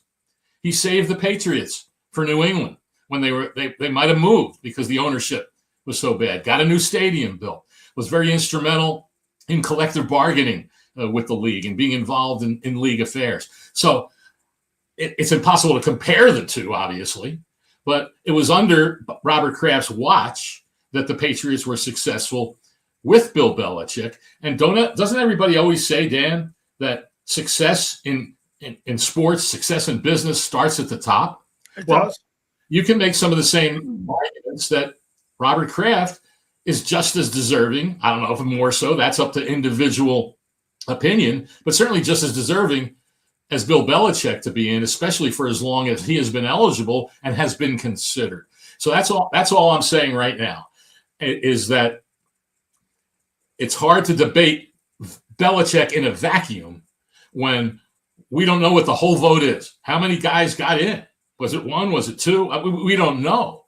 And if it's only 1, we don't even know if they got 80%. I get that, Howard, but for me, like the names that you're even debating with, and again, when we're talking Hall of Fame, I want people to know we're talking about the 1%ers of the 1%ers. And so when we're talking about even, the receiver in Arizona, we're talking about a Steve Smith Sr. or somebody like that. Doesn't 334 victories, that puts a guy in the room with Hallis. That puts him in the room with Shula. We're not just talking about a Hall of Fame guy. We're talking about one of the greatest coaching resumes that's ever been assembled. I mean, there's no coincidence he coached Brady and Lawrence Taylor. I mean, you start adding all of this stuff up, and how does it land on where you're hearing people? There were 11 guys that were in that room that said, no, Belichick's 334 victories. Okay, the process means more than what that guy's resume. How do you differentiate that? Well, it's a great question. And first of all, we don't know it was 11. We know it was only at least 11. Okay. It would be interesting if the Hall of Fame made the announcement, they find out that 20 guys didn't vote for him. I mean, who knows? You're right. You're right. We don't know right now. We don't know the answer to that. And everybody who makes the points about his what he has done is right on. But I also think as that, and the entire legacy of it's interesting to me that during Spygate and during all these things that happened to the Patriots, all you heard about, oh man, this is a cheating team. This is a cheating team. Now, all of a sudden, he doesn't get in the Hall of Fame, and all of a sudden, the whole thing is, well, that stuff shouldn't matter. Well, it's part of a legacy of a guy, and I don't know what everybody else thought, what all the voters thought, but it's possible that could have been part of it. I do think, however, and assuming that this report is right, I do think that if he was voted on individually, he would have been elected to the Pro Football Hall of Fame. But when you bring in the other aspects of this, every person thinks differently. Mike Sando put it out. Did someone think, well, it's his first year of eligibility, he'll get in, but the seniors are going away most likely if they don't get in after all this effort. So I think the process, I agree. I'm not saying that the process trumps what someone did, but I do believe that it impacts how the vote goes. And if Robert Kraft didn't get in, here we are. Are they coming back again? Both of them coming back next year? And so, that keeps out, I don't know if there's any really top contributors, but, Mike Holmgren was probably pretty close last year. He doesn't make the finals. Other coaches certainly are deserving. And I'm not saying that someone should say, well, even if we're against Bill, but let's put him in just to make sure other coaches get in. I'm not saying that should be part of the thinking, but some of that thinking is impossible to avoid. And so, and anyway, that's my take on a lot of it. And I think, well, like I said, all the debate now, it's difficult to have it in that vacuum in terms, especially which made it different with Kraft being there also. And so that's right. where I am. For you, do you think he's a first ballot Hall of Famer? Who, Belichick? Yes. You can make the case for it, absolutely. But I don't think anything's a slam dunk anymore. I don't think it's a slam dunk with players anymore. It used to be with players. Did you pause on that question in the room when they asked you? Did you like when you were coming down and you were looking and you saw the ballot there, were you one of the voters in the room that said, this is not a slam dunk? I think that for all of them. And it turns, and then we'll see what happens next Thursday. But I think the whole first ballot thing gets pushed up in this whole, whole thing that it takes away from some others. And what I was going to say about the slam dunk, like even with guys like Drew Brees, Larry Fitzgerald, we'll see next Thursday if they're elected. There was a time, Dan, when someone was presenting Jerry Rice or someone was presenting Joe Montana, presented Emmitt Smith, whatever it was, Peyton Manning, they'd stand up and they'd say, I present Peyton Manning for the Pro Football Hall of Fame, and they drop the mic, and then they say any discussion, and there wasn't any discussion. Well, now you can't assume anything anymore because of how hard it is to get three people with 80% of the votes. And that's a math thing. I mean, if you have, and out of this class, by the way, of the 15 finalists, 9 of them were first or second year eligible guys. And so I think there's a certain amount of recency bias that comes into some people's mind, and they haven't seen some of these guys that are finalists, but they haven't seen them play for 20 years or whatever it might be. And, I just saw this guy 5-6 years. And that enters the thing. So I don't know that there's any such, I'm sure there are, and there probably will be, some first time eligibles get in this year. But I think I'll say that there was no drop the mic for Drew Brees or Larry Fitzgerald and the other first-time guys this year, there was discussion and there was talk. And so I think that I'm not saying that's bad or good. I'm just saying it happened. There wasn't a drop the mic. And I think guys are realizing that even though out there people are saying slam dunk first timer, oh, he's a future Hall of Famer. Those are people I think who don't realize how hard it is, number one, but also within, like I said, within this process now, you can't assume anything. I mean, last year, Adam Vinatieri and Luke Kuechly were in that final 7 group, but didn't get 80%.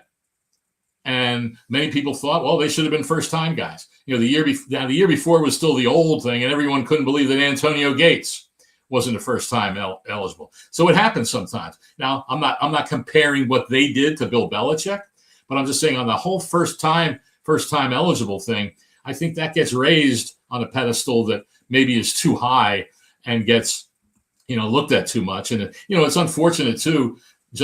We all know how nasty and vulgar and mean and ugly social media can be, but some of the comments out there that anybody who voted against them should have their vote stripped, and they it's the incompetent media, they don't know what they're doing. I mean, and I realize that that's the feeling of people, and we can't be swayed by any of that, but that's the response that you get. And so anybody who comes out and admits that they vote for him, I mean, they're going to hear it. And it's not just, okay, I see your point. I disagree, but I see your point. You never hear that from that group. It's all everybody's everybody's stupid, everybody's incompetent, and that's the atmosphere that we are in, not only in sports, but as we know in a lot of other things. Do you agree that so?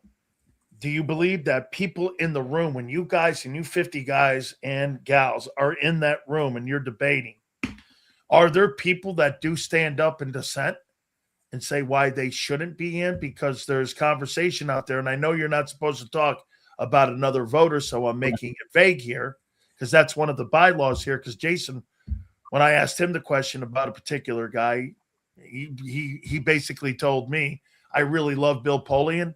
And then he went silent. And so I kind of got an understanding. But is there people in the building that when you guys are in there that stand up and dissent when they hear a name that going, when you guys are going around the room and there's somebody going, yeah, he's a Hall of Famer. Do people stand up and go, here's why I don't think he is? There's some, I can't, like you said, I can't comment on that extensively, but it becomes part of the discussion. It became part of the discussion with Terrell Owens. And there was, those who were saying that, there were certain things that they didn't like about, what he did during his career. So it's like a jury. It's like a jury. It's like a jury in a way where you're being judged in that room, and there's dissenters and there's people that want to push him across the line. It's almost like these players and coaches and contributors it's like a jury with certain people when they're debating whether they're Hall of Famers. Is that correct? And some of it sometimes in the form of questions. Someone will say, well, I have an issue with this. What can someone say to counter that? And that sometimes it's framed in that way in terms of something that but the bottom line is whoever the guy is, everything that they did is up for grabs and up for discussion, and that's that's part of the process. I can say that Bill Belichick's the discussion about him was the longest of any of the 20 people we discussed that day. It went on for about 45 minutes. And so, that's neither here nor there. I mean, it's just Are you shocked with the report that the report is? And by the way, I think that report, and I completely agree with you, I think it's unfair to the voters that thing got released like this, because I mean, you guys are right to have an opinion about a player or a coach or a contributor's contribution to the game. I mean, people may disagree with it. People may agree with you, but you have a right to that because you're put in that position for a reason. So I think that is unfair. But I mean, you tell me. I mean, what do you make of him? Just the story, if it is true that he's not a first ballot, do you think it's the right decision? Well, I don't know that there's any right or wrong, but I was surprised by it. And again, assuming that it's true, I was surprised. I think, there's some pushback. There's, I mentioned the point earlier about how the legion of people that would talk about, oh, the Patriots are cheaters, they're this, they're that. And now all of a sudden people are saying that shouldn't even be considered. Well, I don't know how you don't bring that in to the conversation about someone in terms of their of the Pro Football Hall of Fame. So yeah, and you put that into your vote too, right? The Spygate, the Flakegate. You took that into your vote too on how the decision you made.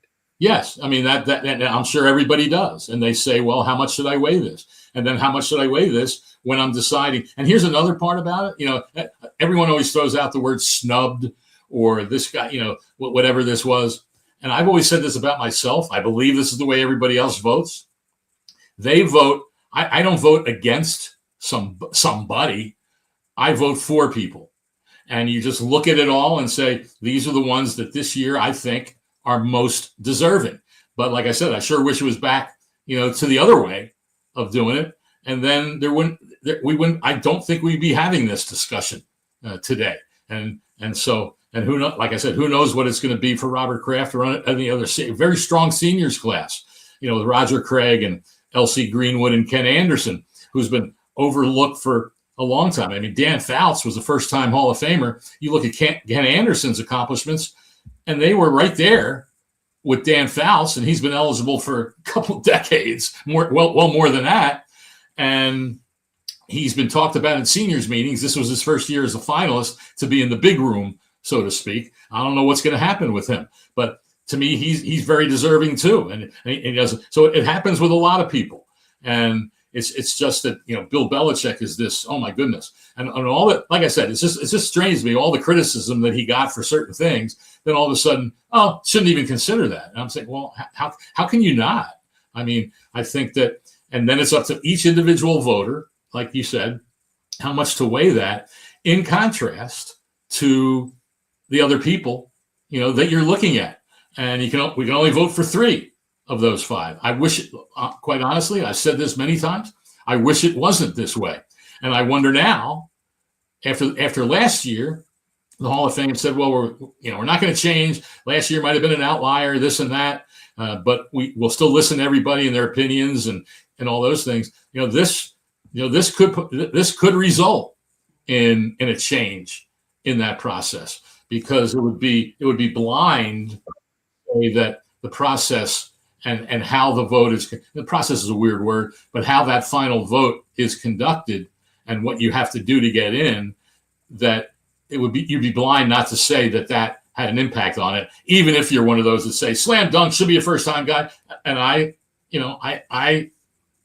don't quarrel with those who feel that way, but like I said, I don't know if there is such a thing anymore as a slam dunk first time guys, even though there will be first time guys, whether it's this year or ensuing years, that will be elected. Did you vote for him?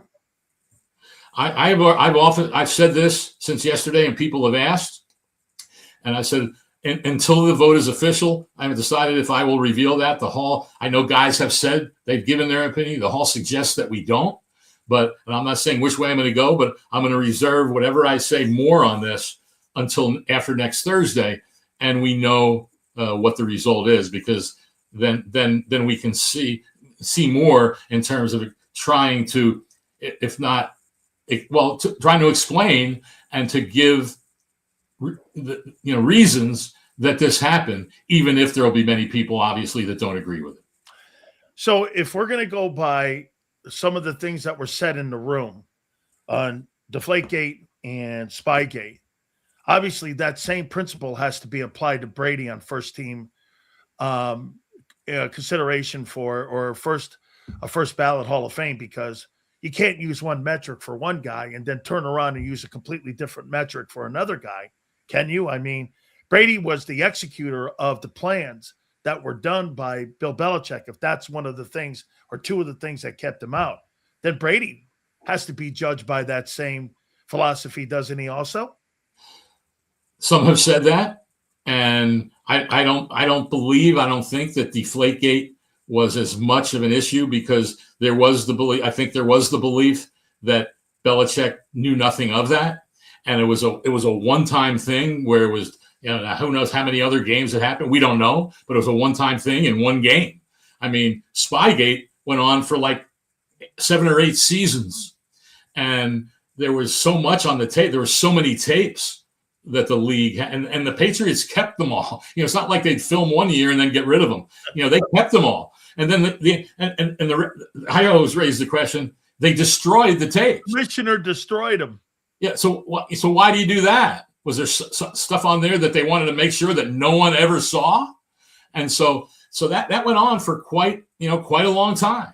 And I see people putting out there, well, no, Spygate wasn't about this. They were legally taping. It's just they were illegally taping, and so I think that went on for a lot longer than just that one Colts game, and that was a flawed investigation. Many people believe that nothing ever should have happened to Brady. So I don't know that you're going to judge him on that one-time thing that happened, as opposed to maybe judging a little more on something that went on for quite a long time. And who knows how much longer it might have gone on had they not been caught.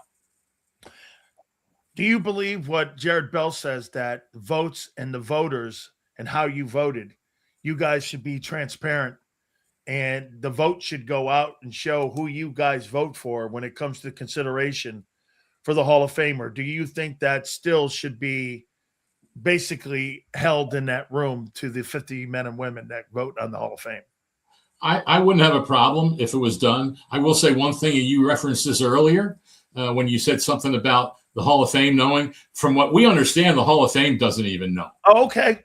I thought they would know the totals, because it goes to an accounting. Now they might know. They might be told the from what I'm told, it goes to an accounting firm and some software where the vote goes, and then the Hall of Fame is told, here's the guys that reached the threshold. Now, they might know if someone was a little bit close. I don't know. Maybe they're told a little bit more. But in terms of knowing the absolute vote and knowing who individually voted, I don't believe, or how individuals voted, I don't believe they know that. So if it came down to that, I know one of the things is, because of the uniqueness of this process and where there's guys presenting, I mean, the one thing they want to protect that to a degree. I mean, suppose you're presenting a guy in your market, right? And you're supposed to go all in on that guy, but suppose deep down you don't think he's a Hall of Famer, and then you don't vote for him. You imagine that guy in his market is going to become such a pariah because, oh my gosh, he's covering the team, he didn't vote for him. I mean, it would be insane. And so I think that's one of the concerns, with doing that. Baseball, of course, there's 400, however many there are now. There's like close to 400 people voting, and you can vote for 10 people and all this. And so if all of a sudden, and there's usually, the only time that ever comes up really is controversial is if someone misses by 2 or 3 votes, and then everybody wants to know, oh my goodness, who didn't vote for him? But even if they miss by 2 or 3, there's still a bunch of other people that didn't. When you have this small number of 50, where the difference in someone, I mean, what the heck? Bill Belichick might have got 39 votes for all we know. And if he got one more, he's in. And no one's even talking about all this. But that's one of the, not dangers, but that's one of the things inherent in this process, that there's so few voters that only a handful of votes can make the difference of whether you move on from the 25 to the 15 to the 10 to the 7. And then in that last vote, it can make a huge difference because there's just not enough votes to go around. I mean, if you think about it, if there's one person, well, let's look at last year. If one person got 40 votes last year, Sterling Sharp got the 40, and we believe he did. Maybe he got a couple, but if he got 40, right, there's only 110 votes for the other 4 people. Do the math on that. That's an average of 27 and a half or whatever it might be. So consider then how hard it would be for another person to get 40. And that's why many of us think that this process has made it so much harder that it's become unfair to a lot of people who are deserving to be in the Pro Football Hall of Fame. Let me ask you this last question here then. If Bill Belichick's being held to this standard where Spygate and Deflategate, why isn't Robert Kraft being held to that same standard then too? Because that would be under the assumption that they believe that Robert Kraft was more important and more instrumental in what Belichick and Brady did together as quarterback and coach. I mean, this goes back to, again, owners, I get it. I mean, he hired him. There's no question. And his resume with 3 different regimes going to Super Bowls, I agree with you 100%. But to me, I mean, I was told that you guys don't put politics or personal opinions in this vote. Boy, it just comes off like there's a lot of things outside. And I'm not, Howard, I've known you a long time. And I'm not throwing you in there. And I think it's unfair, like Jared said, to put and clump everybody into conversation, because there's a lot of things being said right now on social media about the 50 men and women that voted.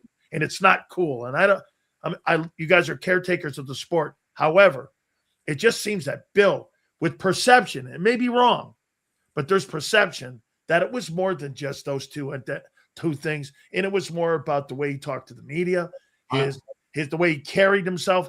It just seems to be there's more to this than just Spygate and Deflategate. Al Davis did thousands of things that could have been questioned. I mean, you know that. I mean, turning on the sprinklers when the Chargers came in and all that. Everyone knows, the way the game was back then. I mean, and there's a lot of people believe, Dan, that when Al Davis got elected, they had a minimum and that he didn't have the 80%. But we were never told that. But I will say this in terms of the personal part of it. I can't speak for everybody else, and I've said this many times, Warren Sapp wasn't liked by the media.